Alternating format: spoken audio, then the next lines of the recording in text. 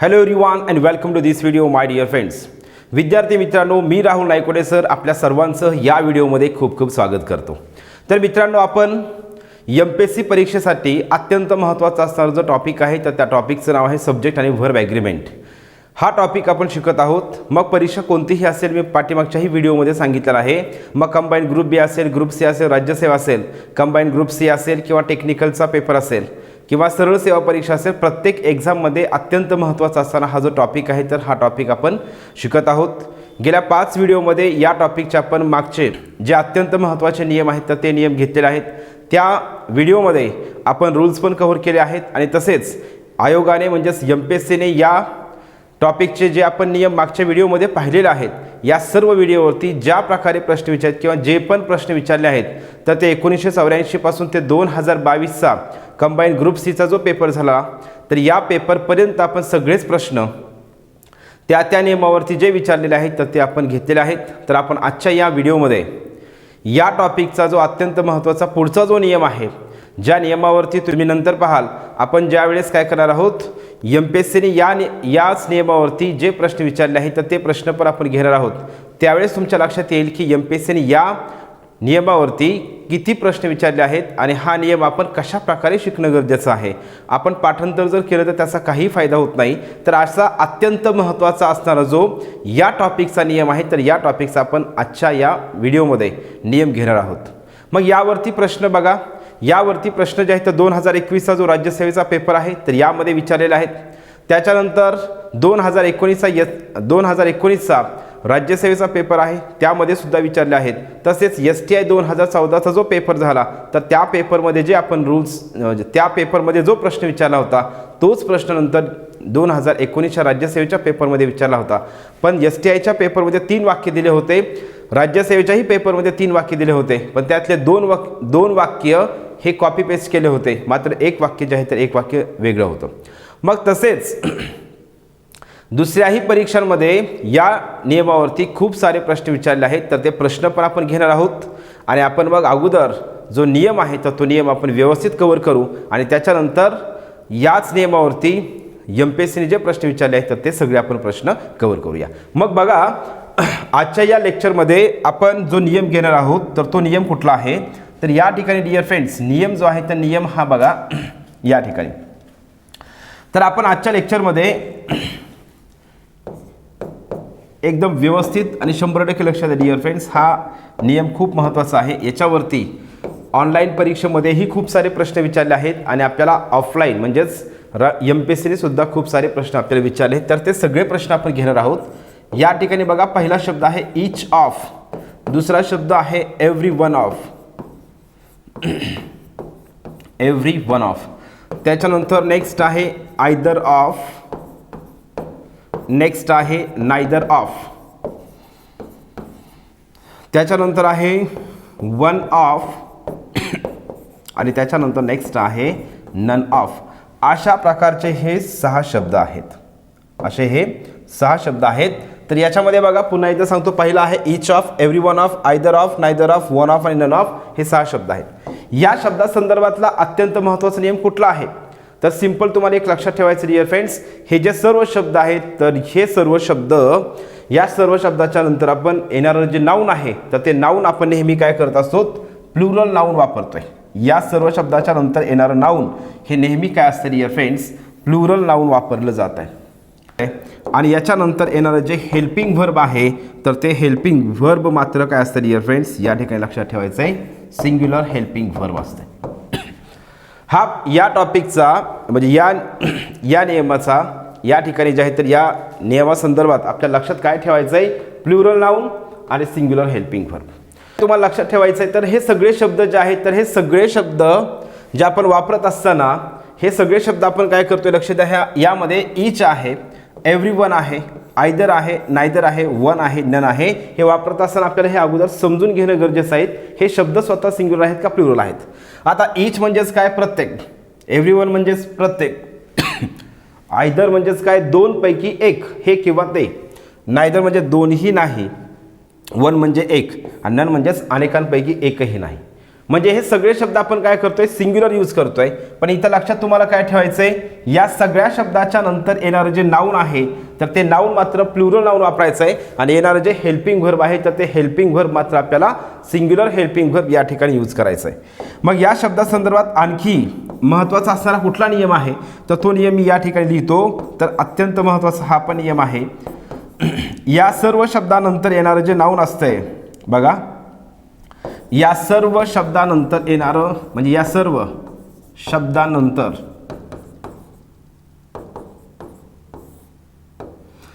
शब्दानंतर येणाऱ्या डायरेक्ट जर नाऊन आला असेल, नाऊन पूर्वी द आर्टिकल वापरतात.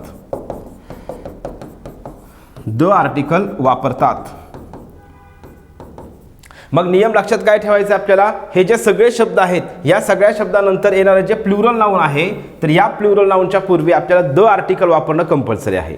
आपण द आर्टिकल त्या ठिकाणी वापरावंच लागतंय. मग या ठिकाणी लक्ष द्या, या सर्व शब्दानंतर येणारं जे प्लुरल नाऊन आहे तर त्या नाऊनच्या पूर्वी आपल्याला काय करायचंय, द हे आर्टिकल वापरायचंय. पण कधी जर त्या ठिकाणी काय असेल, नाऊन असेल तर. पण काही वेळेस MPSC काय करते, त्याच्या अगोदर काय करते, मग ॲडजेक्टिव्ह देते. मग त्या यामध्ये फॉर एक्झाम्पल कसं असणार आहे, नन ऑफ दीज बॉईज. मग असं जर दिलं असेल तर त्या ठिकाणी दीज हे काय आहे, डेमॉन्स्ट्रेटिव्ह ॲडजेक्टिव्ह आहे. मग त्याच्या अगोदर आर्टिकल वापरायची गरज नाही. पण ज्यावेळी डायरेक्ट या सगळ्या शब्दाच्या नंतर डायरेक्ट नाऊन दिलं जाईल त्यावेळी मात्र तुम्हाला काय करायचं आहे, त्या ठिकाणी द हे आर्टिकल जे आहे तर द हे आर्टिकल आपल्याला त्या ठिकाणी वापरायचं आहे. तर हे झालं जनरल नियम, पहिला बेसिक नियम. या बेसिक म्हणजेच कुठला, ह्या सगळ्या शब्दाच्या नंतर येणारं प्लुरल नाऊन असते आणि येणारं हेल्पिंग व्हर्ब हे सिंग्युलर हेल्पिंग व्हर्ब असते. हा झाला नियम हेल्पिंग व्हर्ब संदर्भातला.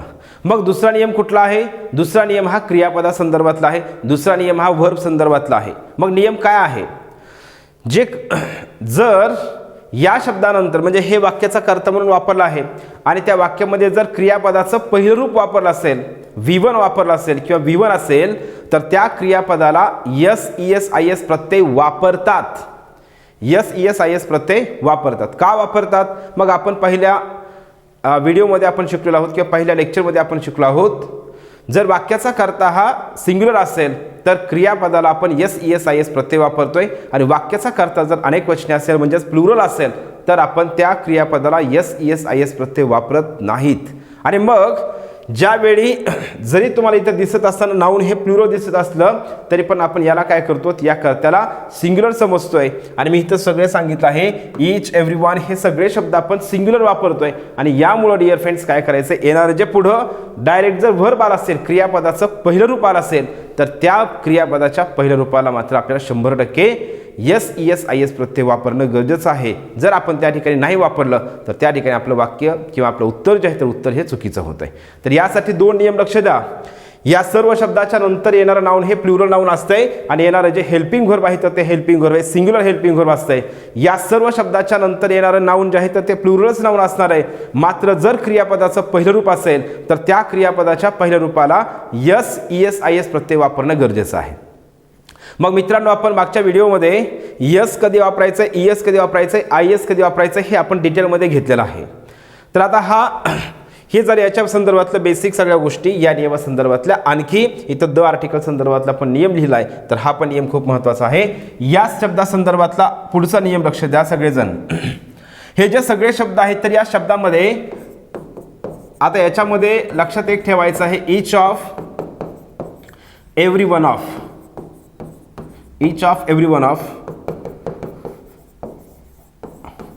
either of neither of one of आणि none of. बघा लक्षात काय ठेवायचं डिअर फ्रेंड्स, हे जे सगळे शब्द आहेत तर या सगळ्या शब्दाच्या यूज संदर्भात ते पण काही नियम आहेत. मग आपल्याला इथं लक्षात ठेवायचं आहे, काही पेपरमध्ये MPSCने असाही प्रश्न विचारला आहे की हे शब्द कोणते शब्द जर व्यक्तीचा त्यामध्ये उल्लेख केला असेल तर किती व्यक्तीसाठी आपण हे शब्द वापरत असतोय. तर याच्यावरती सुद्धा आपल्याला MPSCने प्रश्न विचारला आहे, म्हणून आपण या ठिकाणी ही पण कॉन्सेप्ट क्लिअर करू. मग बघा एमपीएससीने प्रश्न कसा विचारला, ईच ऑफ आणि एव्हरी वन ऑफ वरती प्रश्न विचारला एमपीएससीने. प्रश्न काय विचारला आहे, ईच ऑफ आणि एव्हरी वन ऑफचे काय केलेलं आहे डिअर फ्रेंड्स, आपल्याला प्रश्न विचारला खालीलपैकी म्हणजे करेक्ट सेंटेन्स कोणतं, identify the correct sentence or sentences असा प्रश्न विचारला आहे. आणि त्यामध्ये 3 वाक्य दिले आहेत, मग ए बी सी. मग त्याच्यामध्ये काय केलं, ईच ऑफचं वाक्य दिलं आहे, मग ईच ऑफचे 2 वाक्य दिले असतील किंवा एव्हरी वनचे 2 वाक्य दिले असतील, म्हणजे 3 किंवा त्यामध्ये 4 वाक्य दिलेले असतात. आणि मग ह्या ईच ऑफ आणि एव्हरी वन ऑफ या वाक्यामध्ये काय केलेलं असतंय, त्या नाऊनचा संख्येचा उल्लेख केलेला असतोय. संख्येचा उल्लेख केला असतोय म्हणजेच कसं, every one of these 2 boys, every one of these 2 boys. मग या ठिकाणी every one of these 2 boys बरोबर आहे का, अशा स्वरूपातला पण त्या ठिकाणी आपल्या प्रश्न विचार आहे. त्यामुळं तुम्हाला माहीत असायला पाहिजे कोणता शब्द किती संख्येसाठी वापरला जातोय, तर यासाठी आपल्याला हे समजून घ्यायचं आहे. बघा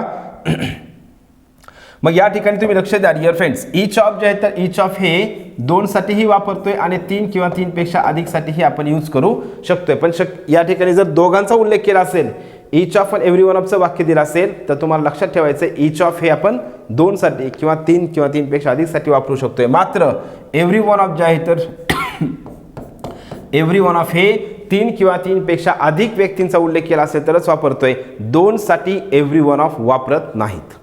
त्याच्यानंतर आयदर ऑफ हे आपण फक्त 2 साठी वापरतोय. त्याच्यानंतर नायदर ऑफ हे सुद्धा आपण 2 साठीच वापरतोय, 2चा उल्लेख केला असेल तर आपण नायदर ऑफ वापरतो.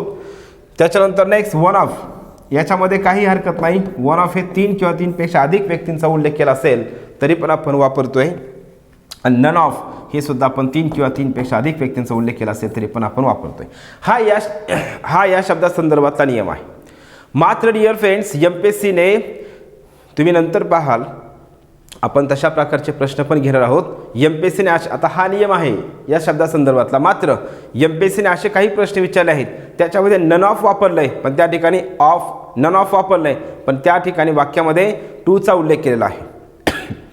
त्याच्यानंतर एमपीएससीने असे बरेच जे आहेत तर त्या ठिकाणी प्रश्न विचारले आहेत, त्याच्यामध्ये काय केले, नन ऑफ आहे मात्र त्या ठिकाणी जे संख्या जे आहे त्या संख्या ही 2 असा त्या ठिकाणी उल्लेख केलेला आहे. पण त्यामुळे डिअर फ्रेंड्स काय करायचं त्या ठिकाणी, म्हणजे हाच या ठिकाणी नियम आहे. मग आपल्याला कधीही लक्षात ठेवायचं आहे जे अवेलेबल ऑप्शन आहेत तर या अवेलेबल ऑप्शनचा विचार करून आपल्याला उत्तर द्यावं लागतं. ठीक आहे, तर अशा प्रकारचे 1-2 फक्त प्रश्न त्या ठिकाणी दिलेले असतील. आत्ताचा जो 2021चा राज्यसेवेचा पेपर झाला, या पेपरमध्ये सुद्धा एमपीएससीने हे अशाच प्रकारे प्रश्न त्या ठिकाणी विचारलेला आहे. ठीक आहे, मग हे जनरल काय करा डिअर फ्रेंड्स, अशा प्रकारे तुम्ही अगोदर लक्षात ठेवा.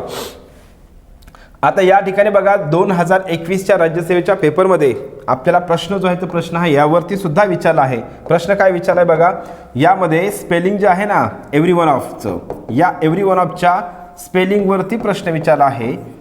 त्यांनी विचारला आहे प्रश्न सब्जेक्ट आणि व्हर्ब ॲग्रीमेंटवरती, मात्र त्यांनी काय केले, एव्हरी वन हा जो शब्द आहे तर एव्हरी वन हा शब्द त्या पेपरमध्ये असा लिहिला आहे एव्हरी आणि one of.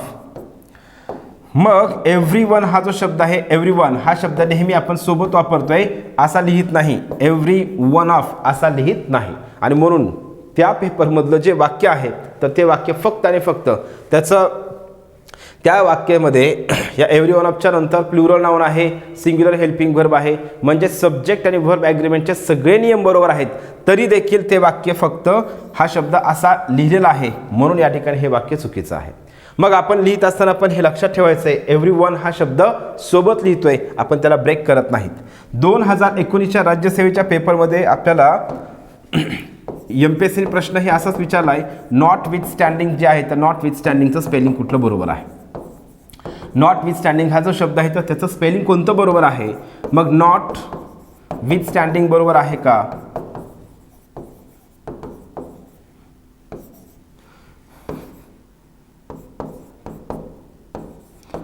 Not with standing. त्यामुळे डिअर फ्रेंड्स आपल्याला पाठीमागच्या क्वेश्चन पेपर रेफर करत असताना, अभ्यास ॲनालिसिस करत असताना पाठीमागच्या क्वेश्चन पेपरचं आपण व्यवस्थित ॲनालिसिस केलं पाहिजे, त्याच्यामुळे त्याचा आपल्याला निश्चित पुढे येणाऱ्या परीक्षेमध्ये फायदा होतो. मग हे अशा आपल्याला या ठिकाणी बघा राज्यसेवा 2019च्या पेपरमध्ये आपल्याला अशा स्वरूपातला प्रश्न विचारला आहे. एक वाक्य दिलं होतं त्यांनी आणि त्यामध्ये आपल्याला नॉट विथ स्टँडिंग हा जो शब्द आहे तर त्याच नॉट विथ स्टँडिंग आपल्याला शब्द त्या ठिकाणी फील करायचा होता, पण त्याचं स्पेलिंग अशा प्रकारे दिलं होतं. मग यामध्ये स्पेलिंग कुठलं बरोबर असेल नॉट विथ स्टँडिंग या शब्दाचं? तर याचं उत्तर आहे dear friends, notwithstanding या शब्दाचं स्पेलिंग जे आहे तर स्पेलिंग हे कुठलं बरोबर आहे? हे पहिलं बरोबर आहे का नाही?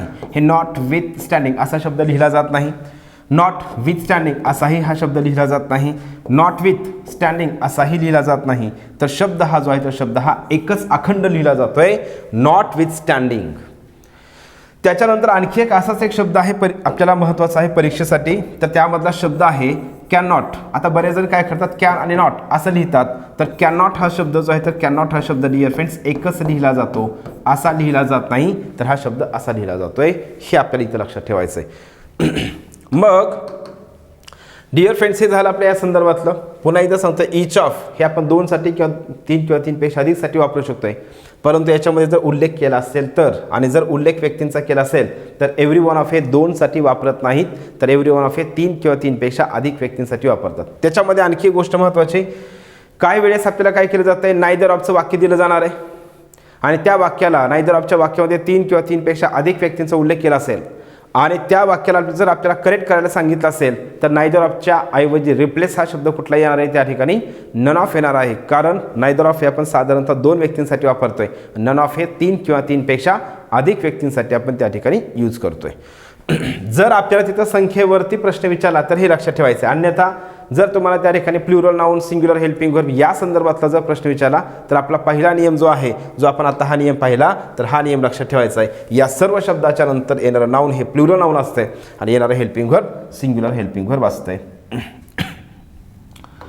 आणि त्याच्यानंतर आणखी एक गोष्ट महत्त्वाची आहे यामध्ये बघा, हे सगळे जे शब्द आहेत, हे सर्व जे शब्द आहेत कोणते, हे इच ऑफ, आयदर ऑफ वगैरे वगैरे हे सगळे शब्द, या सगळ्या शब्दासंदर्भात आणखी एक नियम आपल्याला महत्त्वाचा आहे, जो की मी प्रोनाउन या टॉपिकमध्ये घेत असतोय. याला प्रोनाउन जर पार्ट्स ऑफ स्पीचचा विचार केला तर या सगळ्या शब्दांना काय म्हणतो आपण? प्रोनाउन आहेत हे, आणि त्याच्यामध्ये टाईप आहे डिस्ट्रीब्युटिव्ह प्रोनाउन आहेत हे सगळे कोणते प्रोनाउन आहेत? डिस्ट्रीब्युटिव्ह प्रोनाउन आहेत. मग आपण प्रोनाउनमध्ये तर पुढे घेत असतोय तर याचा एक नियम आहे, तर तुम्हाला आणखी तोही नियम इथं सांगतो, म्हणजे आपला हा टॉपिक चांगल्या प्रकारे कव्हर होऊन जातोय, सगळ्यात परफेक्ट कंप्लीट होऊन जातोय. काय आहे बघा, जर या शब्दाच्या नंतर आता प्लुरल नाउन तर वापरायचेच, पण मॅस्क्युलिन जेंडरचं नाउन असेल, कुठलं? मॅस्क्युलिन जेंडरचं नाउन असेल, मॅस्क्युलिन जेंडर नाउन. जर याच्यानंतर फेमिनाईन जेंडरचं नाउन असेल, फेमिनाईन जेंडरचं नाउन असेल, आणि जर या ठिकाणी कॉमन जेंडर, आता आपला कालच्याही लेक्चरमध्ये झालेला आहे, कॉमन जेंडर कशाला म्हणायचं आहे? जे मेल किंवा फिमेल दोन्हीसाठी वापरलं जात आहे त्याला आपण म्हणतोय कॉमन जेंडरचं नाउन. मग या ठिकाणी लक्ष द्या डिअर फ्रेंड्स, हे जे आहे तर जर या सगळ्या शब्दाच्या नंतर कुठल्या, हे each of, either of, neither of, one of, none of, every one of या शब्दांच्या नंतर जर मॅस्क्युलिन जेंडरचं नाउन असेल, मॅस्क्युलिन जेंडरचं नाउन असेल, तर आपल्याला जर त्या ठिकाणी काय विचारलेलं आहे पेपरमध्ये, आपल्याला पॉझिटिव्ह ॲडजेक्टिव्ह यासाठी कोणतं वापरायचं अशा स्वरूपातला पण प्रश्न आपल्याला विचारला आहे.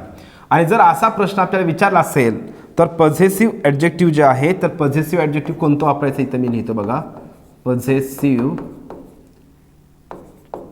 ॲडजेक्टिव्ह कोणतं वापरायचं आहे.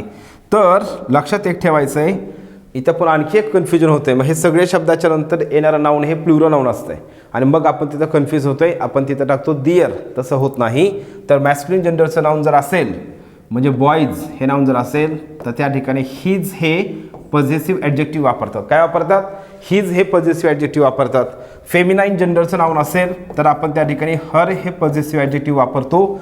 आणि जर कॉमन जेंडरचं नाउन जर असेल तर आपण त्या ठिकाणी डिअर फ्रेंड्स काय करतोय, आपण हिजच वापरतोय, हर दिअर वापरत नाहीत.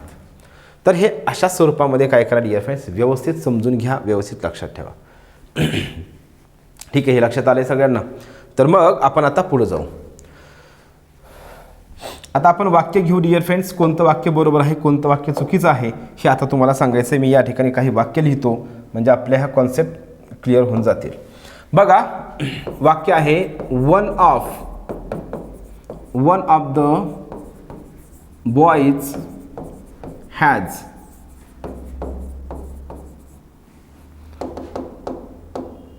One of the boys has broken the window. वाक्य आहे one of the boys has broken the window. दुसरं वाक्य लिहितो मी. आता वाक्य लिहिणार आहे, तुम्ही वाक्य सांगायचे. कोणतं वाक्य यामधलं बरोबर आहे हे तुम्हाला सांगायचं आहे, ऑब्झर्व करायचं आहे, ॲनालिसिस करायचं आहे. आणि मग आपल्याला काय होतं डिअर फ्रेंड्स, तशा प्रकारचा जो आपला व्ह्यू आहे पेपरमध्ये, तर तो व्ह्यू आपला त्या ठिकाणी डेव्हलप होतो, आपला दृष्टिकोन डेव्हलप होतो. म्हणजे आपल्याला एका सेकंदामध्ये समजतं की या ठिकाणी कोणतं वाक्य राईट आहे, कोणतं वाक्य रॉंग आहे. त्याच्यानंतर नेक्स्ट बघा, one of the boys have broken the window. त्याच्यानंतर नेक्स्ट आहे one of the boy have broken the window. अशा स्वरूपातले आपल्याला वाक्य MPSC देत असते. आणि आताच्या सध्याच्या क्वेश्चन पेपरचा जर फॉर्मॅट तुम्ही पाहिला, पॅटर्न जर पाहिला, तर त्याच्यामध्ये आता आपल्याला काय करते MPSC, right sentence, wrong sentence किंवा स्पॉट द एररचेच प्रश्न सगळे विचारत आहे. मग आपल्याला हे एका कमी वेळेमध्ये, खूप कमी वेळेमध्ये आपल्याला काय करायचं असतं, याच्यामधलं उत्तर आपल्याला हे करायचं असतं, फाइंड आउट करायचं असतं. त्याच्यानंतर नेक्स्ट बघा, none of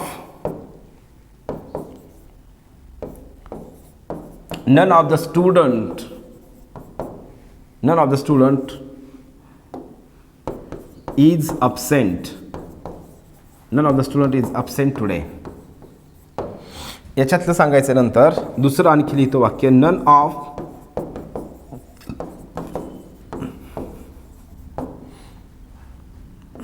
of the students are absent today. पुढचं वाक्य आहे,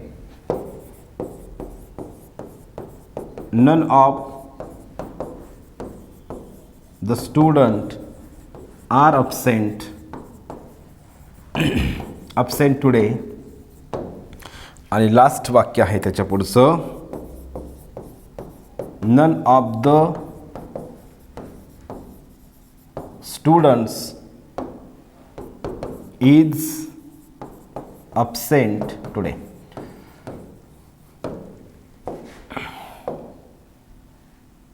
या ठिकाणी असे वाक्य दिलेले आहेत.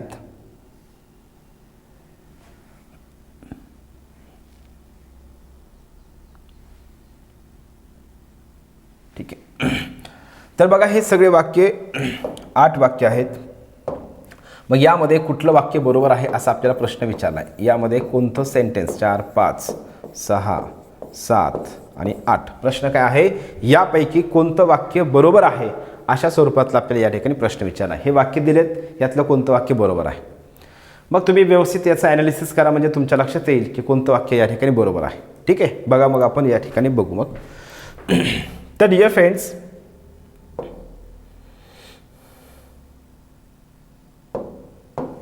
चला, पहिलं वाक्य जे आहे ते पहिल्या वाक्यामध्ये वन ऑफच्या नंतर द आर्टिकल आहे का, यस आहे, हे बरोबर आहे. त्याच्यानंतर प्लुरल नाऊन असायला पाहिजे, प्लुरल नाऊन आहे का, हो आहे. त्याच्यानंतर येणार हेल्पिंग वर्ब सिंग्युलर असायला पाहिजे, आहे का सिंग्युलर हेल्पिंग वर्ब, आहे. त्याच्यानंतर हॅव हॅज आहे, हॅव हॅजच्या नंतर क्रियापदाचं तिसरं रूप असायला पाहिजे, आहे का, तर आहे. आणि मग या ठिकाणी डिअर फ्रेंड्स, हे वाक्य जे आहे तर हे वाक्य बरोबर आहे का, तर हे वाक्य या ठिकाणी पहिलं वाक्यच बरोबर आहे. आता दुसरं वाक्य मग या ठिकाणी बघा, जे आहे तर दुसरं वाक्य या ठिकाणी वन ऑफच्या नंतर द आर्टिकल आहे का, आहे. बॉय हे काय सिंग्युलर नाऊन वापरलं आहे. मग या ठिकाणी हे वाक्य जे आहे तर हे वाक्य इथं चुकलेलं आहे. नाऊन जे आहे तर या ठिकाणी सिंग्युलर नाऊन वापरलं आहे आणि म्हणून या ठिकाणी हे वाक्य चुकलं डिअर फ्रेंड्स, हे वाक्य रॉंग आहे. त्याच्यानंतर नेक्स्ट बघा, वन ऑफ द बॉयज, इथं प्लुरल नाऊन वापरलं, हे बरोबर आहे. मात्र या ठिकाणी काय केलंय, प्लुरल हेल्पिंग वर्ब वापरलंय, जे की या ठिकाणी हे पण चुकीचं आहे आणि म्हणून या ठिकाणी हे वाक्य चुकलेलं आहे. त्याच्यानंतर नेक्स्ट बघा, वन ऑफ द बॉय, इथं प्लुरल नाऊन सिंग्युलर नाऊन वापरलंय आणि हेल्पिंग वर्ब प्लुरल वापरलेलं आहे. म्हणजे या ठिकाणी दोन्हीही नाऊन पण चुकलेलं आहे आणि हेल्पिंग वर्ब पण चुकीचं आहे आणि म्हणून या ठिकाणी हे पण वाक्य चुकलेलं आहे. पुढचं वाक्य बघू, none of the student. None of the student noun काय, सिंग्युलर नाऊन आहे. मग या ठिकाणी नाऊन काय पाहिजे, प्लुरल नाऊन पाहिजे. इथं सिंग्युलर नाऊन वापरलं आहे आणि म्हणून या ठिकाणी हे वाक्य इथं चुकलेलं आहे. पहिलं. दुसरं वाक्य बघा, none of the students, noun plural बरोबर वापरलंय.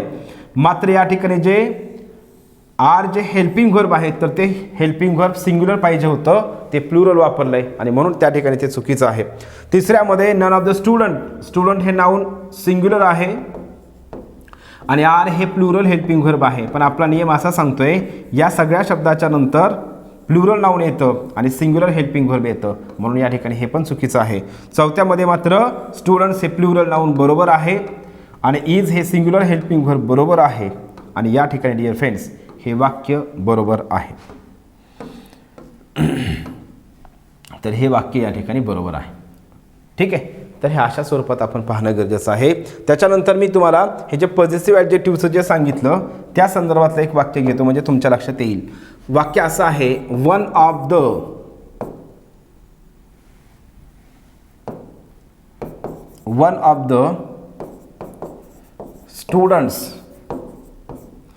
students has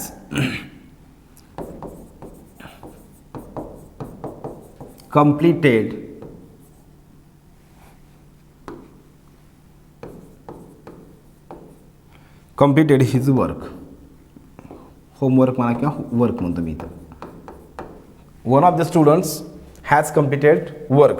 मग इथं आपल्याला MPSC असा प्रश्न विचारते, या ठिकाणी काय येईल? हिज येईल का, हर येईल का, डिअर येईल का, डिअर्स येईल का? मग नेमकं आणखी असं असतंय, सॉरी काय असतंय, वन येईल का? मग या ठिकाणी काय येईल? तर या ठिकाणी डिअर फ्रेंड्स म्हणून मी तुम्हाला सांगितलं स्टुडंट्स हे काय आहे, या ठिकाणी कॉमन जेंडरचं नाऊन आहे, कॉमन जेंडरचं नाऊन आहे. आणि ज्यावेळेस अशा प्रकारच्या वाक्यामध्ये आपल्याला प्रश्न हा पॉझिटिव्ह ॲडजेक्टिव्ह संदर्भातला विचारला जातो त्यावेळेस पॉझिटिव्ह ॲडजेक्टिव्ह हे काय वापरायचं आपल्याला या ठिकाणी हिज वापरायचं आहे, डिअर वापरायचं नाही. कारण आपण काय करतो या ठिकाणी मुलांची नावं म्हणजे स्टुडंट जास्त आहेत म्हणून आपण विचार करतो या ठिकाणी निश्चितच प्लुरल नाऊन प्लुरल म्हणजे डिअर येईल, पण तसं होत नाही. तर त्या ठिकाणी हिज येत आहे. अशा स्वरूपातला आपण आपल्याला नियम लक्षात ठेवायचा आहे आणि त्यावरती प्रश्न विचारले आहेत. मग समजा असं वाक्य असेल, वन ऑफ द बॉईज काय आहे लक्ष द्या इथं, वन ऑफ द बॉईज. वाक्य मी लिहिलं, one of the boys has completed his.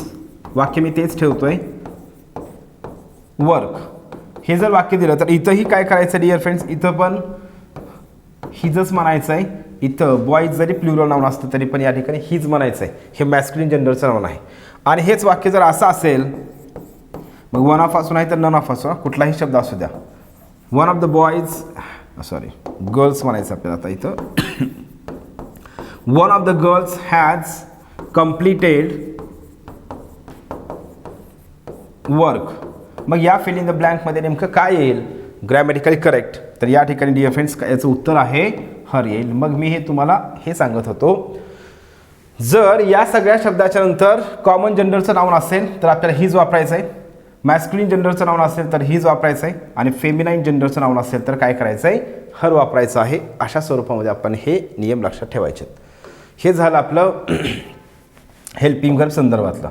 आता या ठिकाणी लक्ष द्या, समजा आपल्याला one of the boys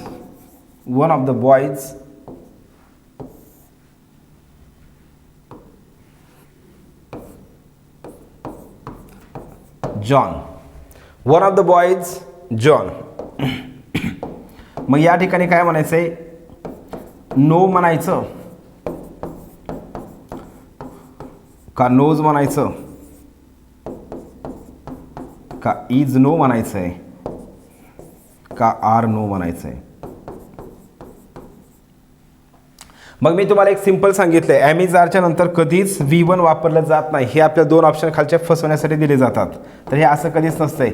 ॲमिज R was वेअरच्या नंतर कधीही V1 वापरलं जात नाही, हे तुम्हाला लक्षात ठेवायचं आहे. हे चुकीचं आहे डिअर फ्रेंड्स, हे चुकीचं आहे. मग आपण नियम काय घेतला आहे, वन ऑफ असेल ह्या सगळ्या शब्दाच्या नंतर येणारे जे नाऊन आहे तर ते प्लुरल नाऊन असणार आहे. मात्र त्या ठिकाणी जर क्रियापदाचं पहिलं रूप वापर असेल तर त्या क्रियापदाला आपल्याला SES प्रत्यय वापरणं गरजेचं आहे. आणि म्हणून या ठिकाणी याचं उत्तर जे आहे तर याचं उत्तर हे काय असेल, नोज हे या ठिकाणी बरोबर आहे. म्हणजेच काय, one of the boys knows John, म्हणजे यापैकी एक मुलगा जॉनला ओळखतो.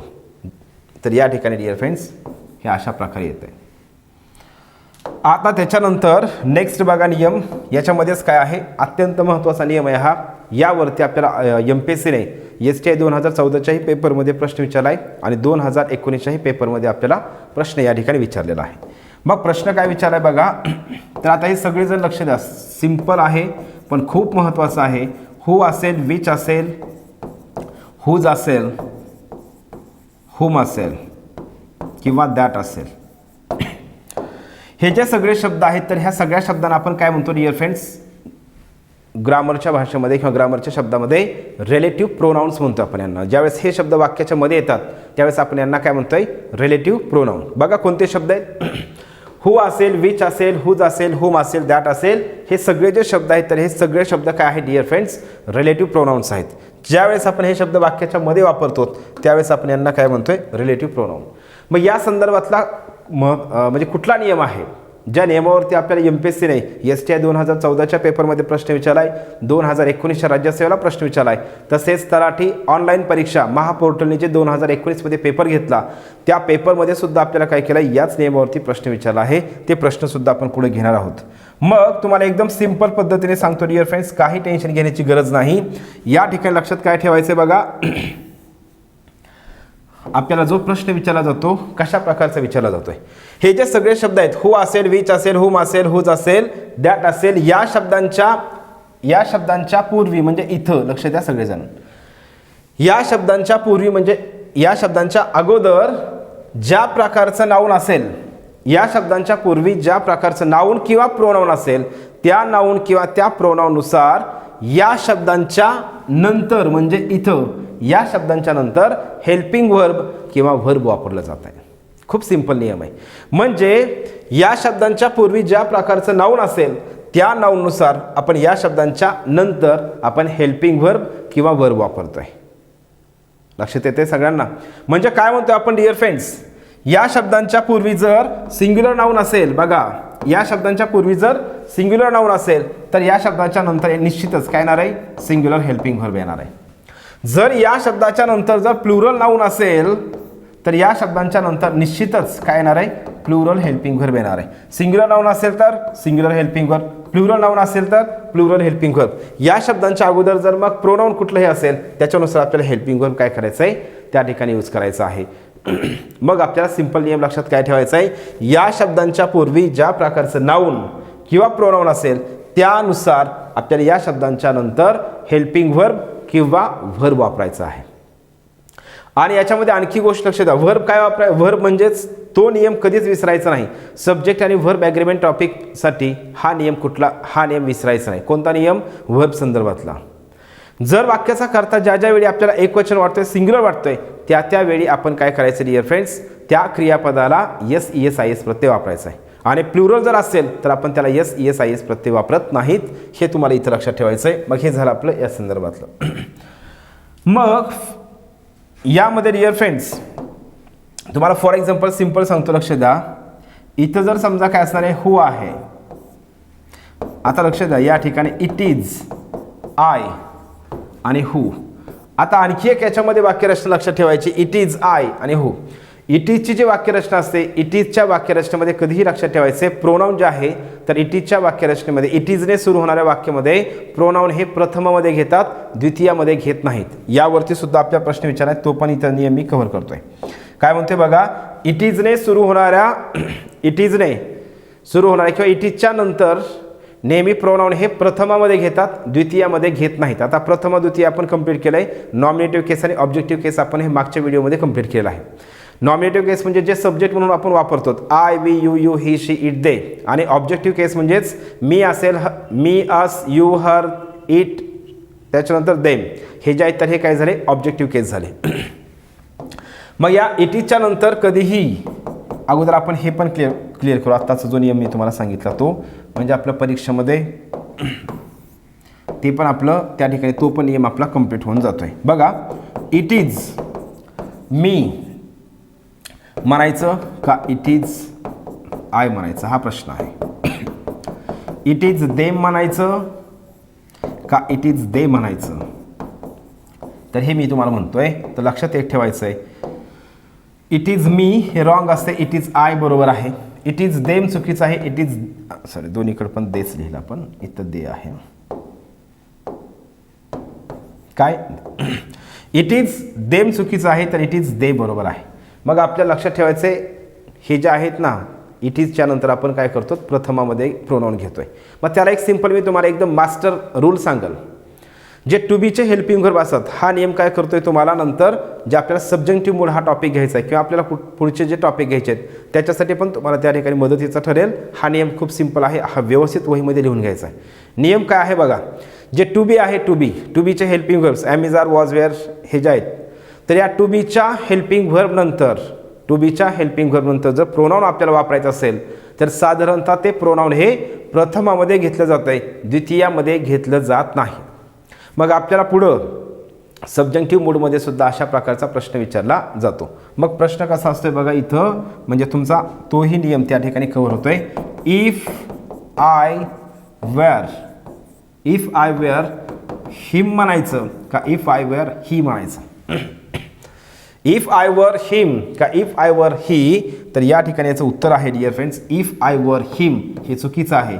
इफ आय वर ही हे बरोबर आहे. मग हे वेअर पण काय आहे टू बीचं हेल्पिंग व्हर्ब आहे. मग तुम्ही सिंपल इट इजच्या नंतर प्रथमा घेतात असं पाठ करण्यापेक्षा तुम्ही लक्षात काय ठेवा टू बीच्या हेल्पिंग व्हर्ब नंतर साधारणतः प्रोनाऊन जर आला असेल तर आपण ते काय करतोय त्याच्यामधलं प्रोनाऊन हे प्रथमामध्ये घेतोय. प्रोनाऊन हे ऑब्जेक्टिव्ह केसमध्ये म्हणजे द्वितीयामध्ये घेत नाहीत. हा अत्यंत महत्त्वाचा नियम. हा पण नियम आपण याच्यामध्ये घेतलेला आहे. तर आता आपण आपला चालू जो नियम आहे तर त्याच्यावरती बघू आपण कशा प्रकारे प्रश्न विचारले जातात ते. मग या ठिकाणी समजा बघा डिअर फ्रेंड्स या ठिकाणी जे आहे इट इज आय हू आपल्याला या ठिकाणी वापरायचं आहे. इट इज दे हू. मग मी काय सांगत होतो बघा हूच्या पूर्वी म्हणजे हे सगळे शब्द आताचे घेतलेले शब्द यांच्या पूर्वी ज्या प्रकारचं नाऊन आहे त्या नाऊननुसार किंवा त्या प्रोनाऊननुसार आपल्याला काय करायचं असं इथं हेल्पिंग व्हर्ब वापरायचं आहे. मग इट इज आय मग या ठिकाणी निश्चितच काय येईल ॲम. इट इज दे या ठिकाणी निश्चितच या फिल इन द ब्लँकमध्ये काय येणार आहे इट इज दे. मग या हूच्या अगोदर कोण आहे दे हे आहे आणि म्हणून या ठिकाणी निश्चितच काय येणार आहे डिअर फ्रेंड्स आर येईल. तर अशा स्वरूपातले प्रश्न आपल्याला करेक्ट सेंटेन्स किंवा इनकरेक्ट सेंटेन्ससाठी विचारतात आणि म्हणून या ठिकाणी डिअर फ्रेंड्स हे तुम्हाला लक्षात ठेवायचं आहे. आणि जर समजा या ठिकाणी इट इज आय आहे आणि हू इट इज आय आणि हू त्याच्यानंतर क्रियापद दिलं आहे तर क्रियापदच तुम्हाला त्या ठिकाणी यस ई एस वापरायचं का नाही वापरायचं या संदर्भातला जो नियम आहे ते तर झालं आपलं. यस ई एस कधी वापरायचं आहे ते शिकवलं आहे. मग या ठिकाणी इट इज आय हू मग स्टडी म्हणायचं का स्टडीज म्हणायचं आहे तर स्टडी म्हणायचं आहे कारण हूच्या अगोदर काय आहे इथं आय आहे आणि आपण या ठिकाणी जे व्हर्ब वापरणार आहोत तर ते व्हर्ब हे हूच्या अगोदर जे नाऊन असेल किंवा प्रोनाऊन असेल त्याच्यानुसार आपण वापरतोय.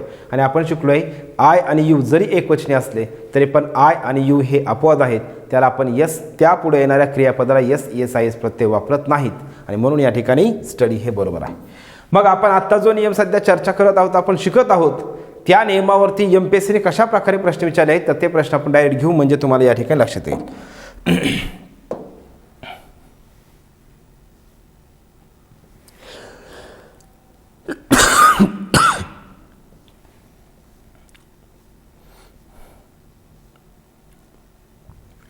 तर बघा डिअर फ्रेंड्स आपल्याला या ठिकाणी हा जो प्रश्न आहे तर हा प्रश्न आपल्याला विचारला आहे एमपीएससीने विचारलेला आयोगाने प्रश्न विचारला आहे 2019चा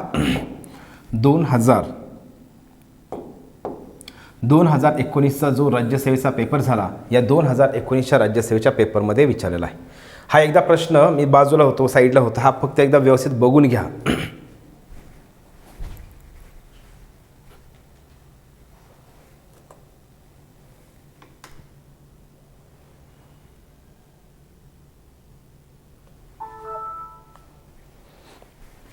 ठीक आहे पाहिलं सगळ्यांनी.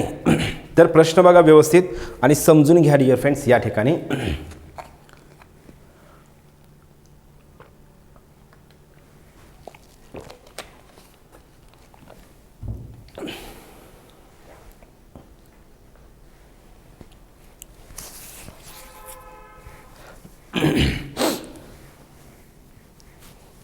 ठीक आहे बघा. तर या ठिकाणी जे आहे तर डिअर फ्रेंड्स, तर लक्षात ठेवायचं आहे तुम्हाला, आपला प्रश्न काय विचारलाय बघा, करेक्ट सेंटेन्स म्हणून प्रश्न विचारलाय. करेक्ट सेंटेन्स मी तुम्हाला लगेच काय करतो, आणखी एक लक्ष द्या. हा प्रश्न बघितला आहे, वाक्य बघितलेत. पुढे एक प्रश्न आहे. कुठला आहे प्रश्न हा? STI 2014चा. तुम्ही हे पण वाक्य बघून घ्या. वाक्य तेच आहे डिअर फ्रेंड्स. पहिल्याही 2019च्या राज्यसेवेमध्ये पण हे वाक्य विचारलं आहे आणि त्याच पेपरमध्ये हे पण वाक्य विचारलेलं आहे. हे दोन वाक्य रिपीट आहेत, कॉपी पेस्ट केलेले आहेत. पण अगोदर समजून घ्या, म्हणून मी तुम्हाला सारखं सारखं वारंवार काय सांगतोय. बरेच विद्यार्थी काय करतात, ऑप्शनच पाठ करतात. ऑप्शन पाठ करत जाऊ नका डिअर फ्रेंड्स. तुम्हाला लक्षात काय ठेवायचं आहे, तो प्रश्न आणि त्या ठिकाणी नियम समजून घ्यायचा आहे. इथं प्रश्न काय विचारला आहे बघा, इनकरेक्ट सेंटेन्स म्हणून विचारला. इथं इनकरेक्ट सेंटेन्स विचारलेला आहे. आणि यामध्ये जे आहे तर आपला अगोदरचा जो प्रश्न आहे यामध्ये काय विचारलं डिअर फ्रेंड्स, इथं आपल्याला करेक्ट विचारलं आहे. मग त्याच्यामुळं काय करायचं, आपण तो प्रत्येक जो प्रश्न आहे आणि त्याच्यामध्ये जे वाक्य दिले जातात ते वाक्य आपण समजून घ्यायचं आहे. समजून घेतलं की त्याचा फायदा खूप होतो आहे. बघा या ठिकाणी, the basket of apples and pears were hanging from a hook. आपण हे पहिला बेसिकचा जो आपला नियम झाला, या टॉपिकचा जो बेसिक आहे, तर या बेसिकच्या नियम लेक्चरमध्ये आपण हे वाक्य ऑलरेडी घेतलेलं आहे. पण तरी पण आपण या ठिकाणी हे एक्सप्लेन करणार आहोत.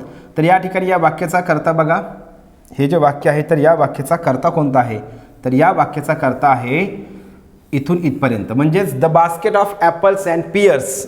इथून वाक्याचा कर्ता, हा वाक्याचा कर्ता झाला. मग आपल्याला या वाक्यामध्ये हेल्पिंग व्हर्ब जे आहे ते हेल्पिंग व्हर्ब हे जे वेअर वापरलं आहे, म्हणजेच वर वापरलं आहे, तर हे बरोबर आहे का, तर या ठिकाणी VING जे आहे, म्हणजेच इथं वॉज वेअर प्लस VING येणार आहे, हे बरोबर आहे. मग या ठिकाणी वेअर वापरलेलं बरोबर आहे का, तर नाही. आपण शिकलो आहे, ज्या वेळेस वाक्याचा कर्ता हा ऑफ म्हणजे प्रेपोजिशन नाही, जोडलेले दोन नाऊन असतील, त्यावेळी आपण हेल्पिंग व्हर्ब वापरताना काय करतोय, जे प्रेपोजिशनच्या अगोदरचं नाऊन आहे त्या नाऊननुसार आपण हेल्पिंग व्हर्ब घेतोय. मग या ठिकाणी ऑफ हे प्रेपोजिशन आहे आणि याच्या अगोदर काय आहे, द बास्केट आहे. मग बास्केट हा शब्द काय आहे, सिंग्युलर आहे आणि म्हणून या ठिकाणी हेल्पिंग व्हर्ब वापरत असताना आपल्याला बास्केटचा विचार करून हेल्पिंग व्हर्ब वापरायचा आहे. मग बास्केट हा शब्द सिंग्युलर असल्यामुळं या ठिकाणी हेल्पिंग व्हर्ब हे काय यायला पाहिजे, वॉज असायला पाहिजे. वेअर जे आहे तर वेअर हे चुकीचं आहे आणि म्हणून या ठिकाणी हे वाक्य चुकलेलं आहे. तर या वाक्यामध्ये, पहिल्या वाक्यामध्ये हेल्पिंग व्हर्ब काय पाहिजे होतं डिअर फ्रेंड्स, तर हेल्पिंग व्हर्ब हे वॉज पाहिजे. त्याच्यानंतर दुसरं वाक्य बघा. आता या ठिकाणी एकदम वाक्य आपल्याला वाटतंय हे खूप मोठं आहे, पण काही नाही, आपण एकदम पहिल्या शब्दापासून जर आपण विचार करत गेलो तर आपल्याला हे वाक्यसुद्धा समजते, काही अडचण नाही. तर this must be one of the best place. आता या ठिकाणी वन ऑफ द आहे, वन ऑफ दचा नियम आपल्याला लक्षातच ठेवायचा आहे. वन ऑफ द आलं की त्या ठिकाणी काय करतोय आपण, प्लुरल नाऊन वापरतोय. आता या ठिकाणी डिअर फ्रेंड्स हे डिग्रीचं पण आहे, आपण डिग्री पण पुढे घेणार आहोत. डिग्रीमध्ये पण काय करतोय आपण, वन ऑफ दच्या नंतर आपण SD ॲडजेक्टिव्ह वापरतोय. हे या ठिकाणी बरोबर वापरलेलं आहे, SD ॲडजेक्टिव्ह आहे. पण आपला नियम सध्या काय चालू आहे, वन ऑफ दच्या नंतर आपण काय करतो, प्लुरल नाऊन वापरतो. मग या ठिकाणी प्लेज, PLAYS, प्लेज हा जो शब्द आहे तर या ठिकाणी प्ले म्हणजे खेळणे हे क्रियापद म्हणून या ठिकाणी वापरलं नाही. प्लेज हा शब्द या ठिकाणी ड्रामा म्हणजे नाटक या अर्थाने या ठिकाणी वापरला आहे. म्हणजे प्ले हा शब्द या वाक्यामध्ये नाऊन म्हणून वापरला आहे. काय वापरला आहे, नाऊन म्हणून वापरलेला आहे. या वाक्यामध्ये प्ले हा शब्द क्रियापद म्हणून वापरला नाही. मग हे प्ले हे या ठिकाणी नाऊन झालं. मग वन ऑफच्या नंतर प्लुरल नाऊन असायला पाहिजे. मग प्ले असायला पाहिजे का प्लेज असायला पाहिजे, प्लेज हे प्लुरल नाऊन झालं, म्हणून या ठिकाणी हे बरोबर आहे. त्याच्यानंतर आपला आत्ताचा नियम चालू आहे बघा, दॅटचा. तर या ठिकाणी दॅट आहे. मग दॅटच्या अगोदर ज्या प्रकारचं नाऊन असतंय त्या नाऊननुसार आपण त्यापुढं हेल्पिंग व्हर्ब घेत असतो. मग या ठिकाणी डिअर फ्रेंड्स दॅटच्या बघा, दॅट जे आहे तर दॅटच्या अगोदर कोणतं नाऊन आहे, तर दॅटच्या अगोदर या ठिकाणी प्लेज हे नाऊन आहे. मग या ठिकाणी प्लेज नाऊन असल्यामुळं आपल्याला त्याच्या पुढे येणारं जे हेल्पिंग व्हर्ब आहे तर ते हेल्पिंग व्हर्ब काय वापरायचं आहे, प्लुरल हेल्पिंग व्हर्ब वापरायचं आहे. आता या ठिकाणी जे बीन असणार आहे ना, have been, has been plus V3 हे पॅसिव्ह वाईजची वाक्यरचना असते. पण आपण तेवढं पॅसिव्ह वाईजमध्ये जायची गरज नाही. तर या ठिकाणी हॅव बीन, हॅज बीन आपल्याला समजतंय. मग या ठिकाणी डिअर फ्रेंड्स या ठिकाणी प्लेजनुसार हे जे हॅव वापरलं आहे तर ते बरोबर आहे का, तर बरोबर आहे, कारण प्लेज हे प्लुरल आहे आणि प्लुरल नाऊनसोबत आपण प्लुरल हेल्पिंग व्हर्ब वापरतो. म्हणजे या ठिकाणी B नंबरचं वाक्य, दुसरं वाक्य या ठिकाणी डिअर फ्रेंड्स बरोबर आहे. मग आपल्याला हे असे नियम हे नियमामध्ये नियम आहेत हे आपल्याला त्या ठिकाणी क्लिअर झाले पाहिजेत. बऱ्याच विद्यार्थ्यांचा प्रॉब्लेम असा आहे तर ते विद्यार्थी नियम काय करतात, घोकमपट्टी करतात, रट्टा मारतात, पाठ करतात, परंतु परीक्षेमध्ये गेल्यावर त्याला तो नियम आठवत नाही. आणि काही विद्यार्थ्यांचा प्रॉब्लेम असा आहे त्याला नियम येत असतात पण परीक्षेमध्ये गेल्यावर त्याला काय होत नाही, प्रश्न हा कोणत्या नियमावरती विचारला आहे तेच लक्षात येत नाही. मग याच्यासाठी सोल्युशन एकच आहे, या सगळ्याला सोल्युशन एकच आहे, ते म्हणजे आपण PYQs म्हणजे प्रिव्हियस इयर क्वेश्चन्स जे आहेत तर ते क्वेश्चन्स आपण त्या ठिकाणी अभ्यासले पाहिजेत आणि त्याचं ॲनालिसिस केलं पाहिजे. मग टॉपिक वाईज जे मार्केटमध्ये बुक्स आहेत तर ते तुम्ही बुक्समधून तुम्ही काय करू शकतात, हे अशा प्रकारचे PYQs कव्हर करू शकतात. आणि मी मागच्या व्हिडिओमध्ये पण सांगितलं आहे आपल्याही क्लासचं अशा प्रकारचं पुस्तक आहे. त्या बुकमध्ये आपण 1984 पासून ते 2022 म्हणजे आत्तापर्यंत जेवढे पण क्वेश्चन पेपर झाले हे सगळ्या क्वेश्चन पेपरमधले टॉपिक वाईज विशेषतः नियम वाईज आपण प्रश्न दिले आहेत. आणि त्याच बुकमध्ये आपण महापोर्टलने घेतलेले पेपर जे आहेत तर त्याचेसुद्धा आपण टॉपिक वाईज क्वेश्चन्स ॲड केलेले आहेत. ऑफलाईनचे पेपर 2011 ते 2016पर्यंत जे ऑफलाईनचे तलाठी पेपर झाले तर त्या परीक्षेमधले सुद्धा प्रश्न आपण टॉपिक वाईज त्या बुकमध्ये ॲड केलेले आहेत. तर बघा या ठिकाणी बघ अशा प्रकारे हे लक्षात ठेवायचं डिअर फ्रेंड्स. हे झालं आपलं दुसरं वाक्य बरोबर आहे का, तर बरोबर आहे. आता 3 नंबरचं वाक्य बघा बरोबर आहे का. 3 नंबरचं वाक्य पण या पेपरमध्ये त्याच नियमावरती दिलेलं आहे. The success of the new branch is, इथं वन ऑफ दिलं आहे बघा, वन ऑफ द, इथं पुढं ॲडजेक्टिव्ह आहे रिसेंट.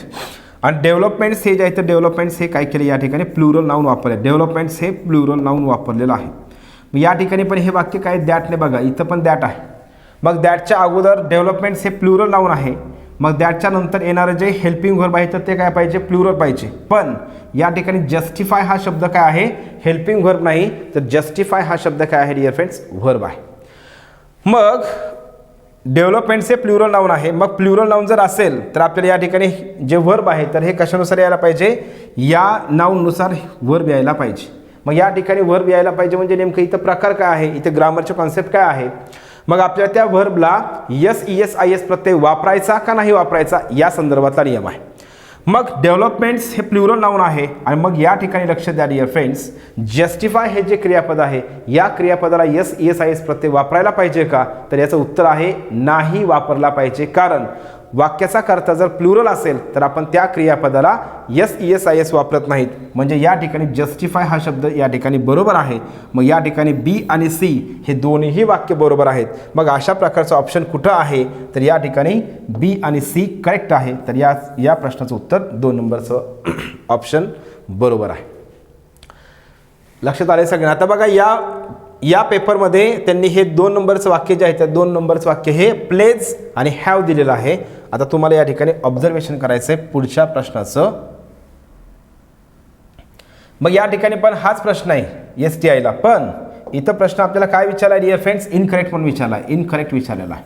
मग इथं पण तेच वाक्य आहेत बघा, तेच वाक्य आहे. इथंही दुसरं वाक्य तेच आहे, इथंही दुसरं वाक्य तेच आहे, पण इथं तुम्ही लक्ष देऊ शकताय इथं प्लेज आहे आणि इथं काय केलं आहे हॅज दिलेलं आहे. मग तुम्हाला हे व्यवस्थित अभ्यासणं गरजेचं आहे. बघा मग पहिल्यापासून आता हे तर सांगितलं आत्ताच. मग इथं वॉच वेअरच्या ऐवजी काय पाहिजे, वॉच पाहिजे. म्हणजे पहिलं वाक्य तर या ठिकाणी 100% चुकलेलं आहे. पहिलं वाक्य काय झालेलं आहे 100% या ठिकाणी डिअर फ्रेंड चुकलेलं आहे. दुसरं वाक्य इथपर्यंत आपलं बरोबर आहे, प्लेज हे प्लुरल नाऊन आहे बरोबर आहे. दॅटच्या अगोदर प्लेज हे प्लुरल नाऊन असल्यामुळं या ठिकाणी येणारं जे हेल्पिंग वर्ब आहे तर ते पण काय पाहिजे, प्लुरल पाहिजे. मग आपण आत्ताच तो प्रश्न पाहिला आहे, या ठिकाणी हॅजच्या ऐवजी काय पाहिजे होतं, हॅव पाहिजे होतं. आणि म्हणून या ठिकाणी B हे सुद्धा वाक्य चुकलेलं आहे. त्याच्यानंतर नेक्स्ट बघा, each of the candidates are well qualified. Each ऑफचा नियम आपण घेतलेला आहे, ईच ऑफचा नियम आपला घेतलेला आहे. आपण सुरुवातीलाच या व्हिडिओमध्येच आपण हे सगळे नियम घेतलेले आहेत आणि आपण त्याचेच त्या ठिकाणी प्रश्नांचं जे आहे त्याचं डिस्कशन करत आहोत. ईच ऑफच्या नंतर येणारं जे नाऊन असतंय तर ईच ऑफच्या नंतर येणारं नाऊन हे प्लुरल असायला पाहिजे. मग प्लुरल नाऊन आहे का, तर त्याचं उत्तर आहे हो, यस प्लुरल नाऊन आहे. त्याच्यानंतर मात्र याचा आपला नियम काय सांगतोय, या सगळ्या शब्दाच्या नंतर येणारं नाऊन हे प्लुरल नाऊन असायला पाहिजे, मात्र येणारं हेल्पिंग व्हर्ब हे सिंग्युलर असायला पाहिजे. या ठिकाणी आर आहे, मग हे सिंग्युलर आहे का नाही, म्हणजे या ठिकाणी हे चुकलेलं आहे. इथं काय पाहिजे होतं, तर इथं इज पाहिजे होतं, म्हणजे या ठिकाणी हे पण वाक्य चुकलं आहे. ABC तीनही वाक्य चुकलेलं आहेत. मग याचं उत्तर निश्चितच काय असणार आहे डिअर फ्रेंड्स, इकडे एक C याच्यामध्ये गेलेलं आहे, म्हणजे 4 नंबरचं वाक्य आहे, 4 नंबरचं ऑप्शन बरोबर आहे. A, B and C A B and C 4 नंबरच्या ह्याच्यामध्ये डिअर फ्रेंड्स आणखी एक याच्यामध्ये ॲड आहे सी, पलीकडे गेलं ते सी. तर ए बी आणि सी हे तीनही वाक्य या ठिकाणी चुकीचे आहेत. मग लक्षात आलं आहे. मग इनकरेक्ट सेंटेन्स, मग काही विद्यार्थी काय करतात, अशा प्रकारचा प्रश्न आला की त्याचं उत्तर हे काय असतंय, ए बी सी असं असते, असं पाठ करून ठेवतात. मग MPSC आपल्याला काय करते लक्षात आलं असेल, MPSCने तेच वाक्य दिलं आहे, तोच प्रश्न आपल्याला दिला, पण त्या ठिकाणी प्रश्न देताना काय केलं, या ठिकाणी आपल्याला इथं इनकरेक्ट विचारलं होतं, तर या पेपरमध्ये राज्यसेवेला करेक्ट विचारलं आणि वाक्य देताना पण त्यांनी हे वाक्य त्यांनी करेक्ट करून दिलं. म्हणून तुम्हाला मी सारखं सांगतोय, तर आपण स्टडी करत असताना, आपण ॲनालिसिस करत असताना 3 नंबरचं उत्तर आहे, मग बाकीचे ऑप्शन्स का चुकलेले आहेत हे आपण त्या ठिकाणी आपण नोटीस करणं गरजेचं आहे, त्याचा अभ्यास करणं गरजेचं आहे. मग आपण त्या ठिकाणी आपल्या कॉन्सेप्ट पण क्लिअर होतात आणि आपण जे नियम शिकतो तर ते नियमसुद्धा आपले परफेक्ट होतात. फक्त नियम घोकंपट्टे करून, नियम पाठ करून त्या ठिकाणी डिअर फ्रेंड्स कॉन्सेप्ट्स क्लिअर होणार नाहीत. अगोदर काय करायचं आहे बघा, अगोदर नियम रीड करा, नियम व्यवस्थित रीड करा, सगळे नियम वाचा आणि नियम वाचल्याच्यानंतर काय करा, मग हे प्रश्न जे आहेत ते प्रश्न सोडवायला सुरुवात करा. प्रश्न सोडवत असताना स्पीडमध्ये जाऊ नका. हे जे उत्तर 3 आहे त्याचं उत्तर 2 आहे. मग मी आत्ता सांगितल्याप्रमाणे एखाद्या प्रश्नाचं उत्तर जर 2 असेल, 2 नंबरचा ऑप्शन जर असेल, मग बाकीचे 3 ऑप्शन्स का चुकलेले आहेत, ते कुठं चुकलेले आहेत, याचं जर आपण ॲनालिसिस केलं, याला थोडा वेळ लागतो आहे, पण आपण जर अशा स्वरूपात गेलो तर याचा फायदा आपल्याला 100% होतो आहे. म्हणजे पाठांतर करायची आपल्याला गरज पडत नाही, आपले नियम पण परफेक्ट होतात आणि कॉन्सेप्ट पण आपल्या 100% क्लिअर होतात. तर हे झालं आपलं या प्रश्नाचं. तर बघा मग डिअर फ्रेंड्स, हे झालं आपल्या या संदर्भातलं. आता आपण या ठिकाणी आणखी एक पुढचा नियम आपण या ठिकाणी घेतोय अशाच स्वरूपातला, याच म्हणजे आपला हा जो अत्यंत महत्त्वाचा नियम आहे तो आपल्या या ठिकाणी कंप्लीट होतो आहे. आणि आपण नंतर जसे आपण आत्ता हे वाक्य घेतले, प्रश्न घेतले परीक्षेतले, ते सगळे प्रश्न आपण त्या ठिकाणी घेऊ. मग बघा पुढं या ठिकाणी लक्षात ठेवायचं, जसे आता आपण पहिले शब्द आत्ताचे, मग यामध्ये सम ऑफ असेल, ऑल ऑफ असेल, मोस्ट ऑफ असेल, बोथ ऑफ असेल, यामध्ये डिअर फ्रेंड्स लक्षात तुम्हाला ठेवायचं आहे, हे जे सगळे शब्द आहेत आता बघा, या शब्दांचा अर्थ जरी समजून घेतला तरी तुम्हाला लक्षात येईल. इथं आपलं ऑफ आहे.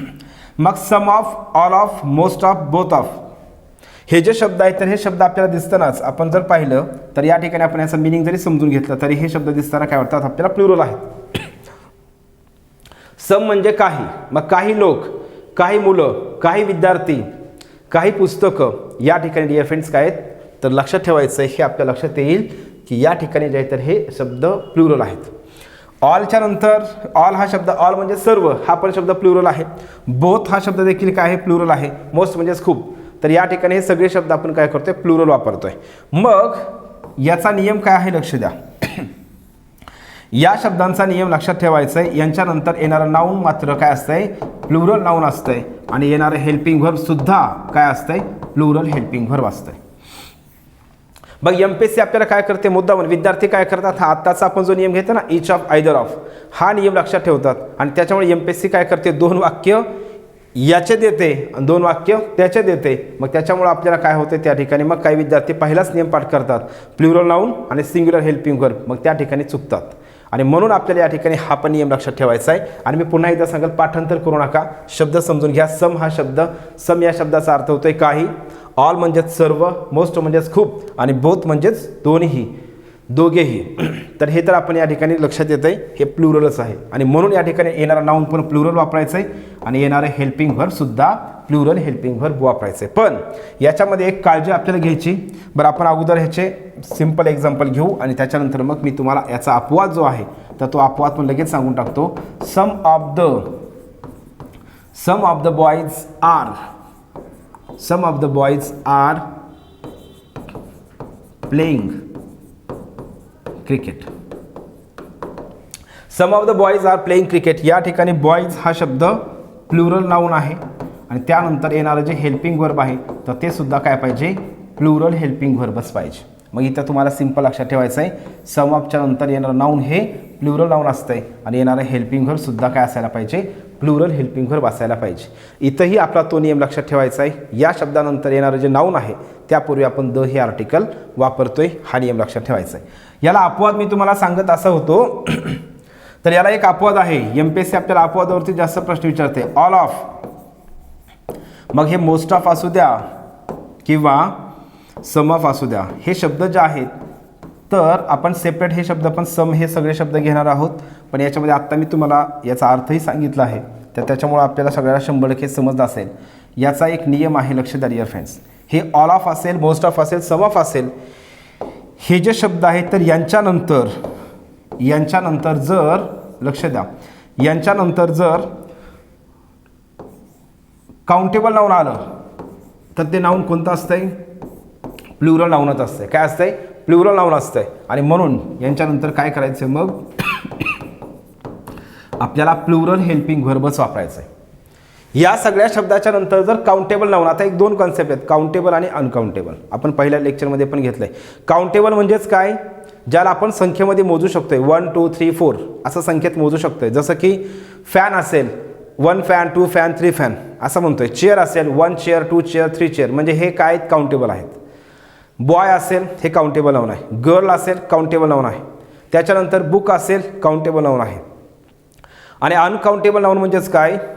Uncountable nouns are such nouns which we can't count in numbers, ज्यांना आपण संख्येत मोजू शकत नाहीत त्याला आपण म्हणतोय अनकाउंटेबल नाउन. जसं की फॉर एक्झाम्पल वॉटर, मग 1 वॉटर 2 वॉटर 3 वॉटर म्हणतोय का आपण? नाही.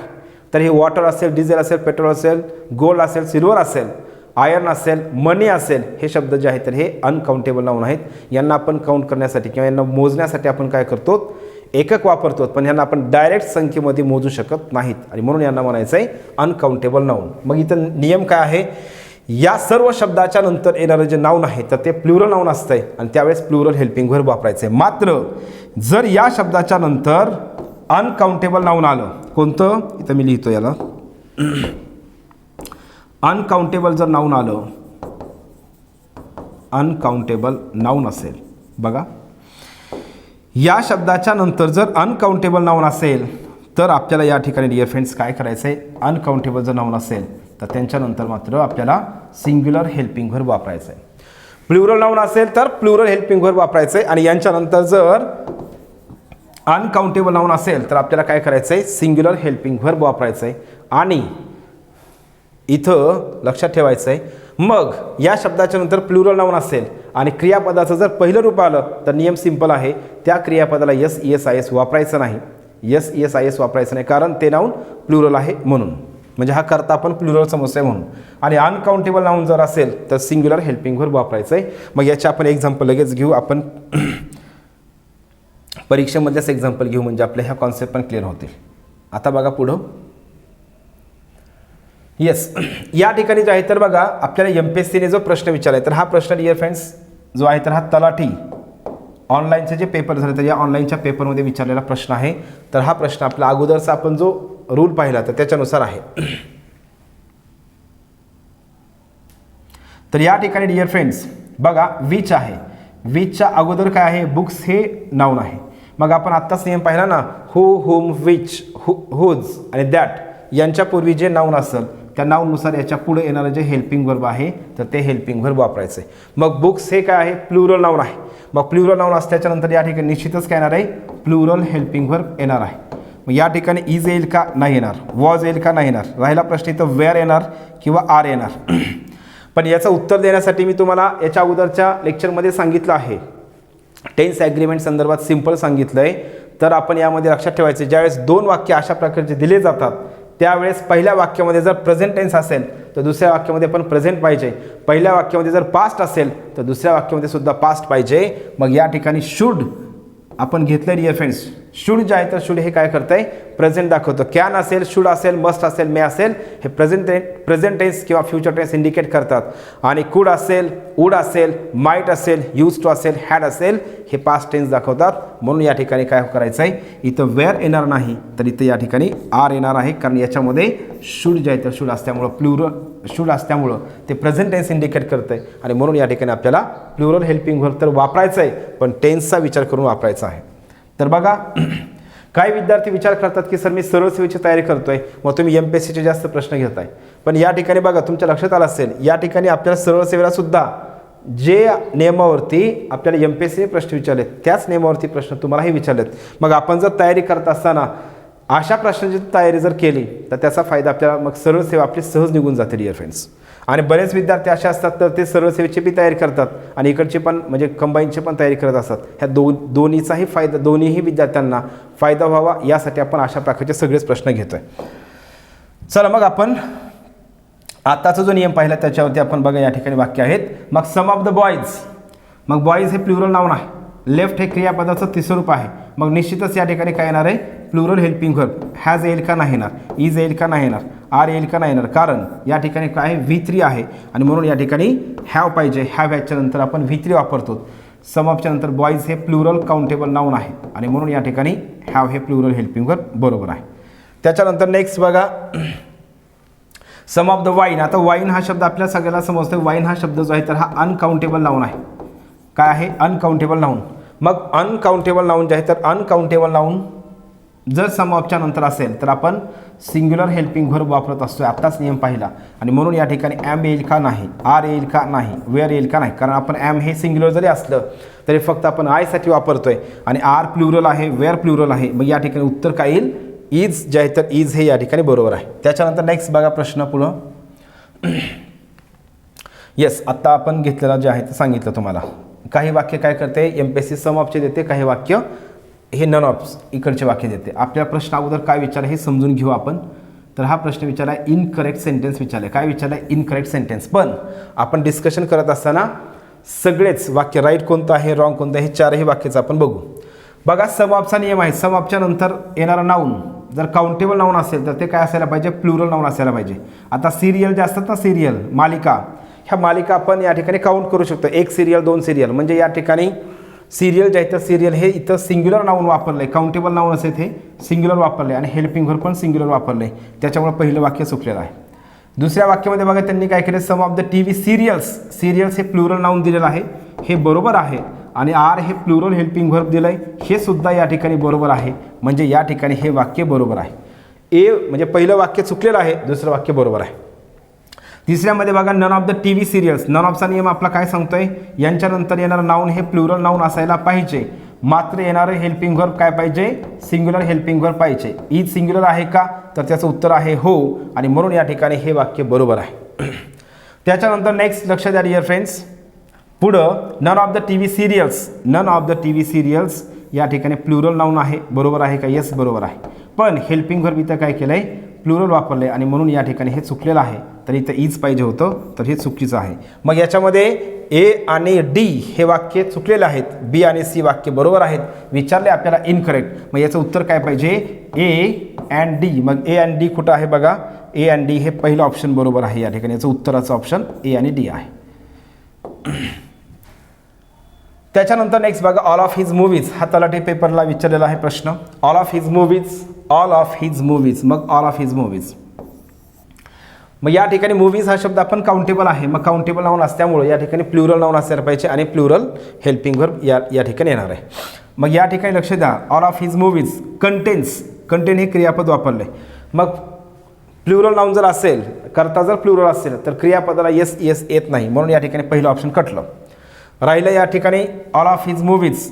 आर जे आहे तर आर हे प्लुरल आहे, या ठिकाणी बरोबर आहे. आपण पुढचे पण ऑप्शन बघू. कंटेंट हे डायरेक्ट नाऊन दिलं आहे, एकतर वर्ब पाहिजे, इथं वर्ब पाहिजे किंवा हेल्पिंग व्हर्ब पाहिजे, म्हणून या ठिकाणी हे पण चुकीचं आहे. आणि कंटेंट तर ऑलरेडी मी सांगितलं चुकीचंच आहे. मग याचं उत्तर, याचं ऑप्शन कोणतं बरोबर आहे, 2 नंबरचं ऑप्शन या ठिकाणी बरोबर आहे. कारण all of his movies are, all of his movies are strange but there are many people who don't like them. म्हणजे त्याचे जे मूवीज आहेत, सर्वच मूवी जे असतात तर ते स्ट्रेंज असतात, परंतु देर आर मेनी पीपल, बरेच लोक आहेत तर त्यांना ते मूवीज आवडत नाहीत. मग या ठिकाणी हे. आणि मी लक्ष द्या, तुम्ही एक गोष्ट नोटीस केली असेल, आपण आत्तापर्यंत जर विचार जर केला पहिल्या व्हिडिओपासून, जवळजवळ आयोगाने विचारले आपण 100 प्रश्न आपण घेतले असतील, पण एकाही प्रश्नाचा तुम्हाला मी अर्थ त्या ठिकाणी अर्थावरून आपल्याला त्या प्रश्नाचं उत्तर येतं आहे असं नाही. तर आपल्या फक्त कॉन्सेप्ट जर क्लिअर असतील तर आपण उत्तरापर्यंत सहज पोहोचू शकतो आहे. नेक्स्ट बघा dear friends, most of the teachers. आता इथं मोस्ट ऑफच्या नंतर टीचर्स आलं आहे. मग या ठिकाणी काय असणार आहे, most of the teachers. Teachers हे प्लुरल नाऊन आहे, मग प्लुरल नाऊन असेल तर प्लुरल हेल्पिंग व्हर्ब वापरायचं आहे. मग काय येईल, आर. ॲम सिंग्युलर आहे, वॉज सिंग्युलर आहे, इज सिंग्युलर आहे. आपण आत्ता नियम घेतला ना हे शब्दांसंदर्भातला. मग त्यामुळे तुम्ही काय करायचं अगोदर कॉन्सेप्ट क्लिअर व्हावी यासाठी अगोदर डिअर फ्रेंड्स काय करायचं हे झालं आपला. अगोदर काय करायचं नियम मी ज्यावेळेस सांगत असतोय त्यावेळेस नियम व्यवस्थित लिहून ठेवत जा म्हणजे तुम्हाला त्या ठिकाणी लक्षात येईल आणि कन्फ्युजन होणार नाही. टाईम हा शब्द जो आहे तर टाईम हा शब्द पण अनकाउंटेबल नाऊन आहे. मग मोस्ट ऑफच्या नंतर अनकाउंटेबल जर नाऊन आलं तर येणारं helping verb singular helping verb असायला पाहिजे. मग या ठिकाणी आर हे प्लुरल आहे, हॅव पण प्लुरल आहे, फक्त हॅज किंवा वॉज. पण या ठिकाणी बीन आहे, मग आपल्याला सर्वांना माहीत आहे हॅव बीन हॅज बीन वापरत असतो म्हणून या ठिकाणी हॅज जे आहे तर हॅज हे याचं उत्तर आहे. नेक्स्ट बघा मोस्ट ऑफ द मनी. पुन्हा एकदा मनी हा जो शब्द आहे तर मनी हा शब्द तर आपण ऑलरेडी सांगितला आहे डिअर फ्रेंड्स. मनी हा शब्द जो आहे तर मनी हा शब्द काय आहे अनकाउंटेबल नाऊन आहे. पैसे जे असते पैसे बरेच जण काय करतात पैसे आपल्याला मोजता येतात म्हणून त्याला काउंटेबल म्हणतात. आपण ज्या नाऊनला मोजण्यासाठी युनिट वापरतो त्याला म्हणायचं आहे अनकाउंटेबल नाऊन. पैसे मोजण्यासाठी आपण रुपये वापरतोय, फॉरेन कंट्रीमध्ये डॉलर युरो अशा प्रकारे वापरतात. म्हणून या ठिकाणी मनी हा शब्द जो आहे तर मनी हा शब्द अनकाउंटेबल आहे, काउंटेबल नाऊन नाही. मग मोस्ट ऑफ द मनी या ठिकाणी मग अनकाउंटेबल नाऊन आहे. मग हे अनकाउंटेबल नाऊन असल्यामुळं या ठिकाणी हेल्पिंग वर्ब आपल्याला सिंग्युलर हेल्पिंग वर्ब वापरायचं आहे. या ठिकाणी हे चुकीचं आहे. आता खरं पाहता हे दोन ऑप्शन ही झाले डिअर फ्रेंड्स. याच्यामध्ये आपण इज घेऊ. या ठिकाणी हे ऑज नसायला पाहिजे होते इथं ऑप्शन, इथं एक समजा हॅज वगैरे टाकायला पाहिजे होतं. दोन ऑप्शन सिमिलर झाले माझ्याकडून. नेक्स्ट बघा पुढं. तर आपला हा प्रश्न जो आहे तर हा झालेला आहे आणि दुसऱ्या नियमातला आहे. ठीक आहे लक्षात. आता आपण काही पहिले जे नियम आहेत तर पहिल्या नियमाचे आपले राहिले होते प्रश्न ते प्रश्न आपण या ठिकाणी घेऊ आणि म्हणजे आपला हा टॉपिक काय होतं डिअर फ्रेंड्स कंप्लीट होऊन जाईल. तर बघा या ठिकाणी आपण काय करू मग आपल्याला MPSCने आपण आत्ताच्या या व्हिडिओमध्ये जेवढा आपण शिकलो नियम तर त्याच्यावरती कशा प्रकारे प्रश्न विचारलेत. पहिले जे आपण घेतले ना इच of, either of, neither of, one of संदर्भातले नियम त्याच्यावरती प्रश्न कसे विचारलेत तर ते आपण या ठिकाणी बघू. हा प्रश्न बघा डिअर फ्रेंड्स या ठिकाणी 2021च्या राज्यसेवेच्या पेपरमधला प्रश्न आहे. मग या ठिकाणी लक्षात ठेवायचे neither of the two books. पहिलं बघा प्रश्न काय विचार आपल्याला अगोदर समजून घ्या. सब्जेक्ट आणि व्हर्ब ॲग्रीमेंट संदर्भातला प्रश्न आहे, करेक्ट सेंटेन्स म्हणून आपण. मग नायदरचा पहिला प्रश्न आहे बघा. पहिलं वाक्य आहे नायदरचं. नायदरच्या नंतर आपण नायदर सांगितलं मी तुम्हाला टूसाठी वापरतो ठीक आहे त्याला काय हरकत नाही. याच्यानंतर प्लुरल नाऊन आहे का यस प्लुरल नाऊन आहे. हेल्पिंग व्हर्ब सिंग्युलर आहे का यस आहे सिंग्युलर हेल्पिंग व्हर्ब. हे वाक्य पॅसिव्ह वाईजचं असल्यामुळं या ठिकाणी फाउंड हे वापरलेलं आहे. मग या ठिकाणी मी तुम्हाला सांगितलं वाक्य जर पॅसिव्ह वाईजचं असेल तर आपण ॲमिजार किंवा वॉजवेअरच्या नंतर V3 वापरत असतो. हे आपण पहिल्या व्हिडिओमध्ये सांगितलेलं आहे. तर हे झालं डिअर फ्रेंड्स. वाक्य बरोबर आहे का यस या ठिकाणी हे वाक्य बरोबर आहे. दुसरं बघा इच ऑफ दीज टू आपण इच ऑफ यानंतर प्लुरल नाऊन आहे का यस आहे. आपण हे तर पाहिलेच नायदर ऑफ इच ऑफ हे मी तुम्हाला सांगितलं दोनसाठी आपण वापरतो आहे. मग इथं तर वापरलेलं आहे. प्लुरल नाऊन आहे का यस आहे. मग हेल्पिंग वर्ब सिंग्युलर आहे का आहे सिंग्युलर हेल्पिंग वर्ब. ॲमिजारच्या नंतर VING येतं आहे. VING पण या ठिकाणी बरोबर आहे म्हणजे या ठिकाणी हे पण वाक्य बरोबर आहे. ए आणि बी वाक्य बरोबर आहे. आता या ठिकाणी मात्र बघा मी तुम्हाला हे सांगितलं ना एव्हरी वन ऑफ जे आहे तर एव्हरी वन ऑफच्या नंतर प्लुरल नाऊन आहे बरोबर आहे. सिंग्युलर हेल्पिंग वर्ब आहे हे सुद्धा बरोबर आहे. हे सगळं असताना देखील या ठिकाणी जे आहे तर बघा एव्हरी वन हा जो शब्द आहे तर आपण घेतला. एव्हरी वन हा शब्द आपण काय करतोय एव्हरी वन सोबत लिहितोय. एव्हरी वन असं त्याला ब्रेक करत नाहीत आणि म्हणून या ठिकाणी हे चुकलेलं आहे. तर याचं हे वाक्य चुकीचं आहे. कशावर हे वाक्य चुकलेलं आहे बघा. हे वाक्य जे तर हे वाक्य कशावरती चुकलेलं आहे तर याच्या स्पेलिंगवरती. वन ऑफच्या नंतर आपण प्लुरल नाऊन वापरतोय आणि सिंग्युलर हेल्पिंग व्हर्ब वापरतोय. पण इथं प्लुरल हेल्पिंग व्हर्ब आहे म्हणून या ठिकाणी हे पण वाक्य चुकलेलं आहे. तर याचं उत्तर आहे ए आणि बी या ठिकाणी बरोबर आहे. ए आणि बी या ठिकाणी बरोबर आहे. बघा नेक्स्ट पुढचा प्रश्न बघू. या ठिकाणी डिपार्टमेंट PSIच्या पेपरमधला हा प्रश्न आहे. नायदर ऑफच्या नंतर प्लुरल नाऊन असायला पाहिजे आहे का यस सिंग्युलर हेल्पिंग व्हर्ब असायला पाहिजे आहे का आहे. आपल्याला करेक्ट सेंटेन्स विचारलं आहे. मग या ठिकाणी हेच वाक्य बरोबर आहे. पण पुढचे पण बघू. आर आहे इथं प्लुरल हेल्पिंग व्हर्ब वापरले चुकलेलं आहे. वेअर हे प्लुरल हेल्पिंग व्हर्ब आहे म्हणून चुकीचं आहे. आणि इथं तर हेल्पिंग व्हर्बच दिलं नाही म्हणून या ठिकाणी हे चुकीचं आहे. तर एक नंबरचं वाक्य बरोबर आहे. प्लुरल नाऊन नायदर ऑफच्या नंतर आपण प्लुरल नाऊन आणि सिंग्युलर हेल्पिंग व्हर्ब वापरतोय. येस. बघा पुढचा प्रश्न आता, नन ऑफ दीज डिपार्टमेंट PSIच्याच पेपरमधला हा पण प्रश्न आहे. None of these switches, none of these switches, या ठिकाणी स्विचेस हे प्लुरल नाऊन आहे का? येस. पण आपल्याला या ठिकाणी लक्षात काय ठेवायचं, एक तर इथं सिंग्युलर हेल्पिंग व्हर्ब वापरायचं असते आणि जर व्हर्ब आलं तर त्या व्हर्बला SES प्रत्यय वापरायचे असतात, असा आपला नियम झालेला आहे क्रियापदासंदर्भातले हे सगळे शब्द. मग नन ऑफ दीज आर या ठिकाणी येणार आहे का? नाही, कारण इथं सिंग्युलर हेल्पिंग व्हर्ब असायला पाहिजे होतं, हे तर ऑप्शन कटलं. मग वर्क पाहिजे का वर्क्स पाहिजे? तर आता मी तुम्हाला सांगितलं each of, either of, neither of, one of, none of, every one of यांच्यानंतर येणारं नाऊन प्लुरल नाऊन असते. मात्र क्रियापद जर असेल, क्रियापदाचं जर पहिलं रूप असेल तर त्या क्रियापदाला आपण SES प्रत्यय वापरत असतोय आणि म्हणून या ठिकाणी याचं उत्तर हे वर्क्स हे या ठिकाणी बरोबर आहे. बघा पुढचा प्रश्न या ठिकाणी. मग नेक्स्ट क्वेश्चन, वन ऑफ आवर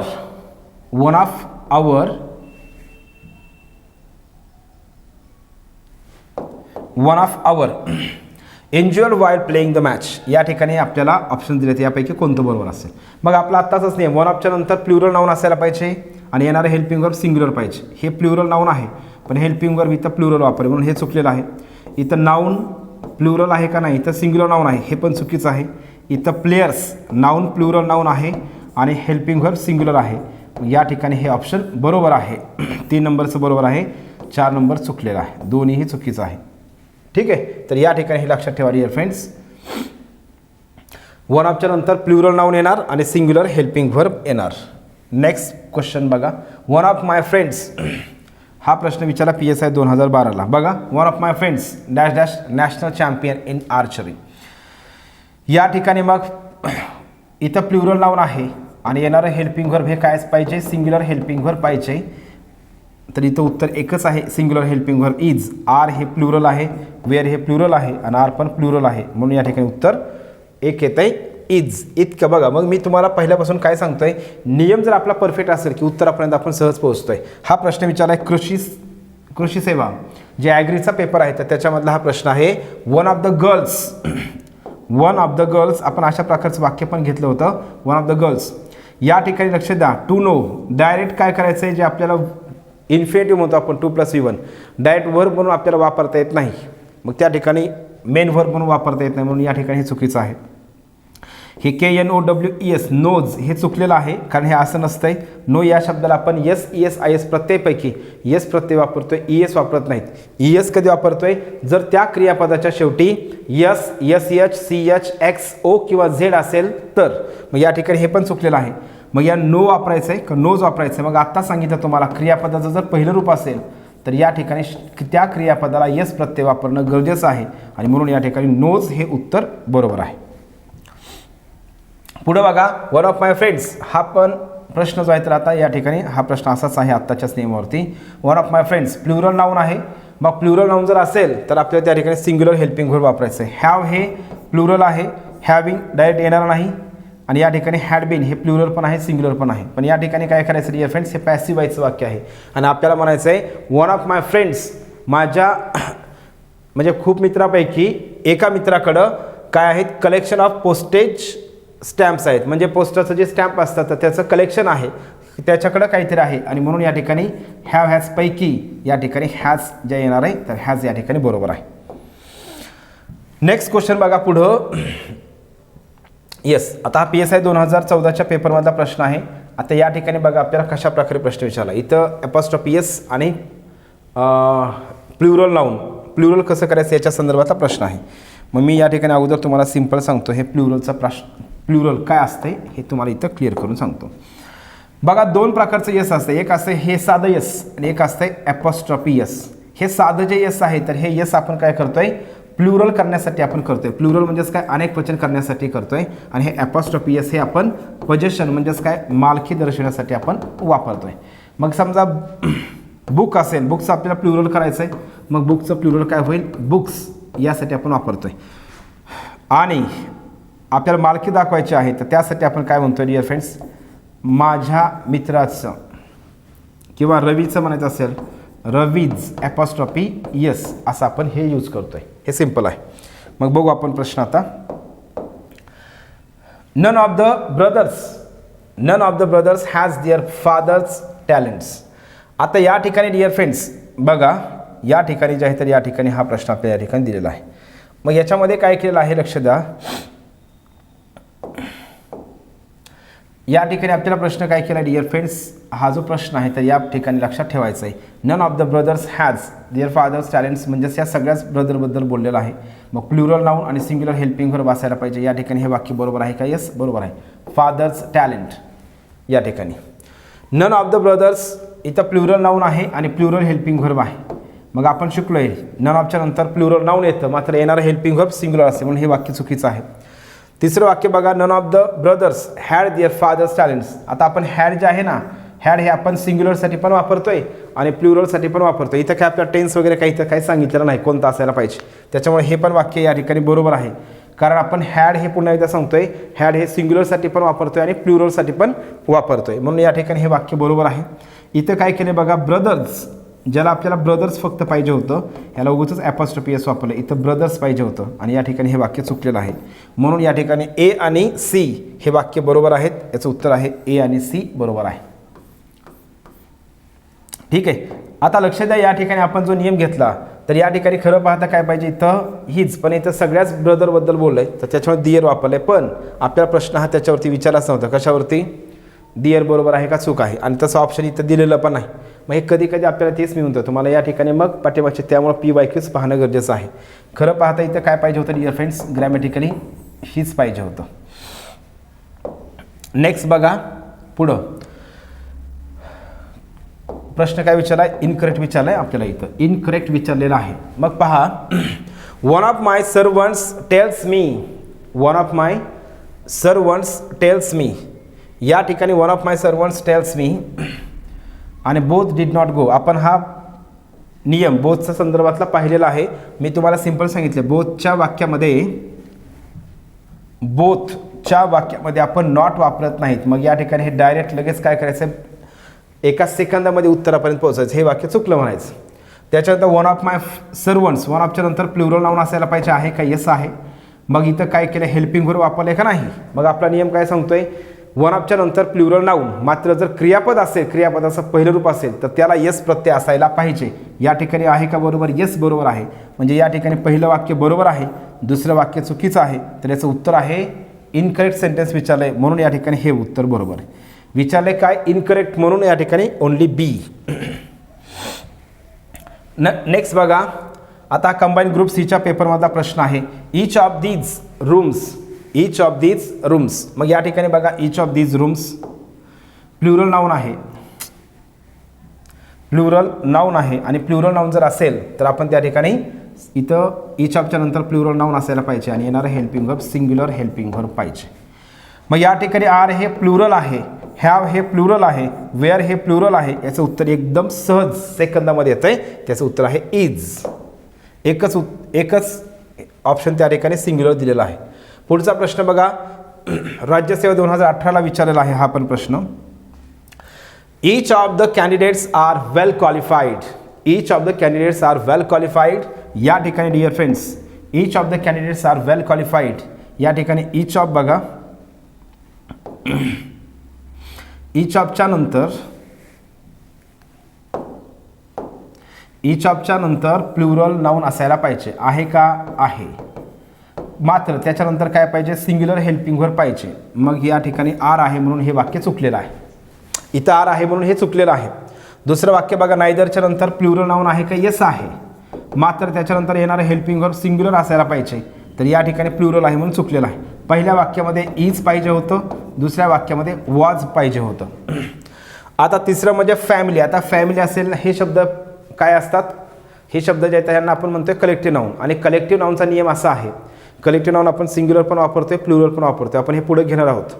तर डिअर फ्रेंड्स बघा, आता हे सिंग्युलर वापरलं आहे का प्लुरल वापरलं आहे, त्यांनीच त्यामध्ये आपल्याला पुढं वाक्यामध्ये सांगितलेलं आहे प्लुरल आहे का सिंग्युलर येते. मग या ठिकाणी आर वापरलेलं बरोबर आहे का नाही हे आपल्याला ठरवायचं. कशावरती, my family are punctual and hard working people. मग या ठिकाणी पीपल हा शब्द काय आहे, प्लुरल आहे आणि म्हणून या ठिकाणी लक्षात ठेवायचं आहे फॅमिली हा जो शब्द आहे तर फॅमिली हा शब्द या ठिकाणी प्लुरल वापरलेला आहे, म्हणजे या ठिकाणी आर बरोबर आहे. याच्यामध्ये प्रश्न विचारला इनकरेक्ट सेंटेन्स कोणतं, ए आणि बी हे इनकरेक्ट आहेत आणि सी हे बरोबर आहे. मग ए आणि बी ऑप्शन कुठं आहे, 3 नंबरचा ऑप्शन या ठिकाणी आहे. पुढचा प्रश्न बघा. मग इथं प्रश्न विचारला आहे स्पॉट द एररचा प्रश्न आहे. वाक्य एकदा व्यवस्थित बघा म्हणजे तुम्हाला लक्षात येईल. याच्यामध्ये आपल्याला हा प्रश्न विचारला इनकरेक्ट सेंटेन्स स्पॉट द एररचा प्रश्न आहे, म्हणजे नेमकं वाक्यामध्ये एरर कुठं आहे. मग आपण एका सेकंदामध्ये उत्तरापर्यंत पोहोचू शकतोय. मग अशा प्रश्नाचं उत्तर हे कसं लक्षात ठेवायचं आहे, इथं हेल्पिंग वर्ब चेक करायचं आहे अगोदर. आयदर ऑफ द टू, इथं काय करायचं आहे हेल्पिंग वर्ब, हे चुकीचं आहे. इथं काय पाहिजे होतं डिअर फ्रेंड्स, वॉज पाहिजे होतं. आपण सिंग्युलर हेल्पिंग वर्ब वापरतोय ना, मग एरर कशामध्ये आहे, बी मध्ये एरर आहे.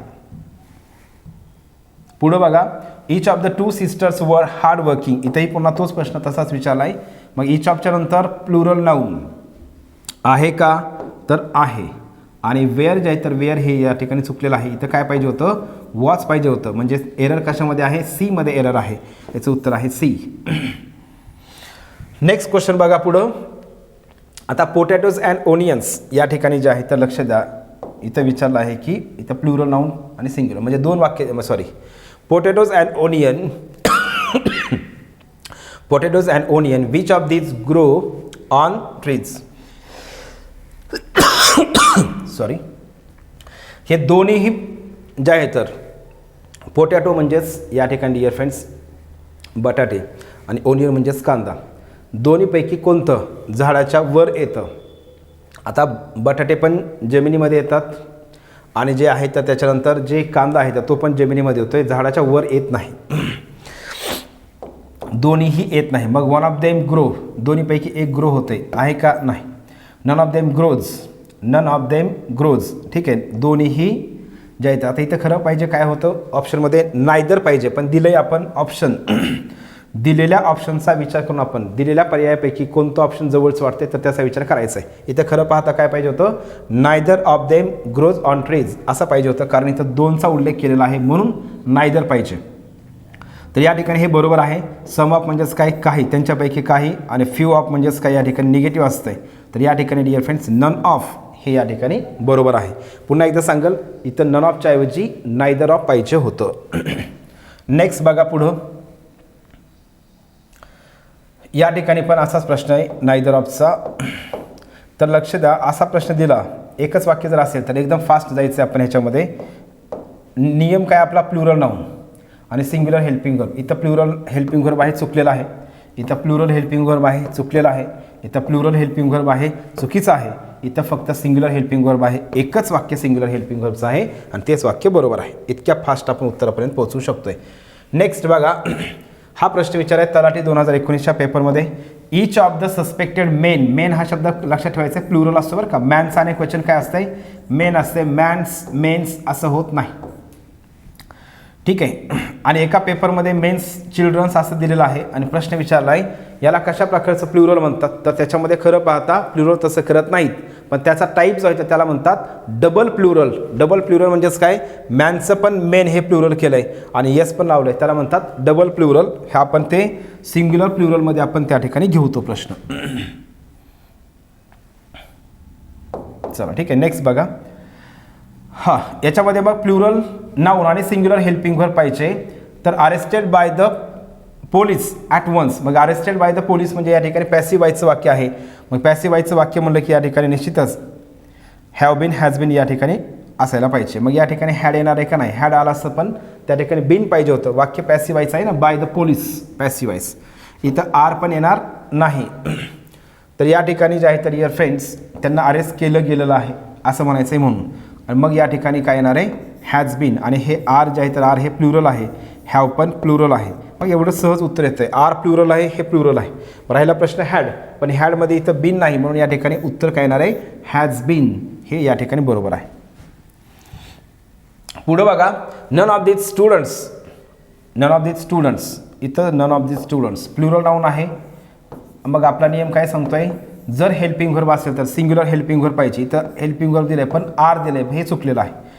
मग स्टडीज आणि स्टडी म्हणजेच या ठिकाणी त्या क्रियापदाला यस ES IS प्रत्यय वापरायचा का नाही वापरायचा या संदर्भातला प्रश्न आहे. आणि म्हणून या ठिकाणी डिअर फ्रेंड्स काय याचं उत्तर जे आहे तर याचं उत्तर काय लक्षात ठेवायचं आहे, स्टडीज बरोबर आहे. कारण क्रियापद जर असेल तर त्या क्रियापदाला आपण यस ES IS प्रत्यय वापरत असतोय. पुढचा प्रश्न बघा. तर आपण हे तर प्रश्न ऑलरेडी डिअर फ्रेंड्स घेतलेले आहेत. तर मग आपण अशा प्रकारे आजच्या या व्हिडिओमध्ये अत्यंत महत्त्वाचा असणारा जो नियम आहे तर तो नियम पण घेतलेला आहे आणि त्यावरती प्रश्न जे MPSCने विचारले आहेत तर ते पण प्रश्न आपण या ठिकाणी घेतलेले आहेत. तर पुढच्या व्हिडिओमध्ये याच टॉपिकचे आणखी पुढचे जे महत्त्वाचे नियम आहेत तर ते नियम घेऊ. आणि डिअर फ्रेंड्स, मी तुम्हाला सुरुवातीला सांगितले हा टॉपिक परीक्षेसाठी खूप महत्त्वाचा आहे. याच्यामध्ये खूप सारे नियम आहेत, त्याच्यामुळे ह्याचे खूप सारे व्हिडिओज होत आहेत, त्याचे खूप मोठी व्हिडिओ सिरीज होत आहे. ठीक आहे, तर मग थांबू, मग पुढच्या व्हिडिओमध्ये आपण या टॉपिकचे राहिलेले नियम घेऊ. मग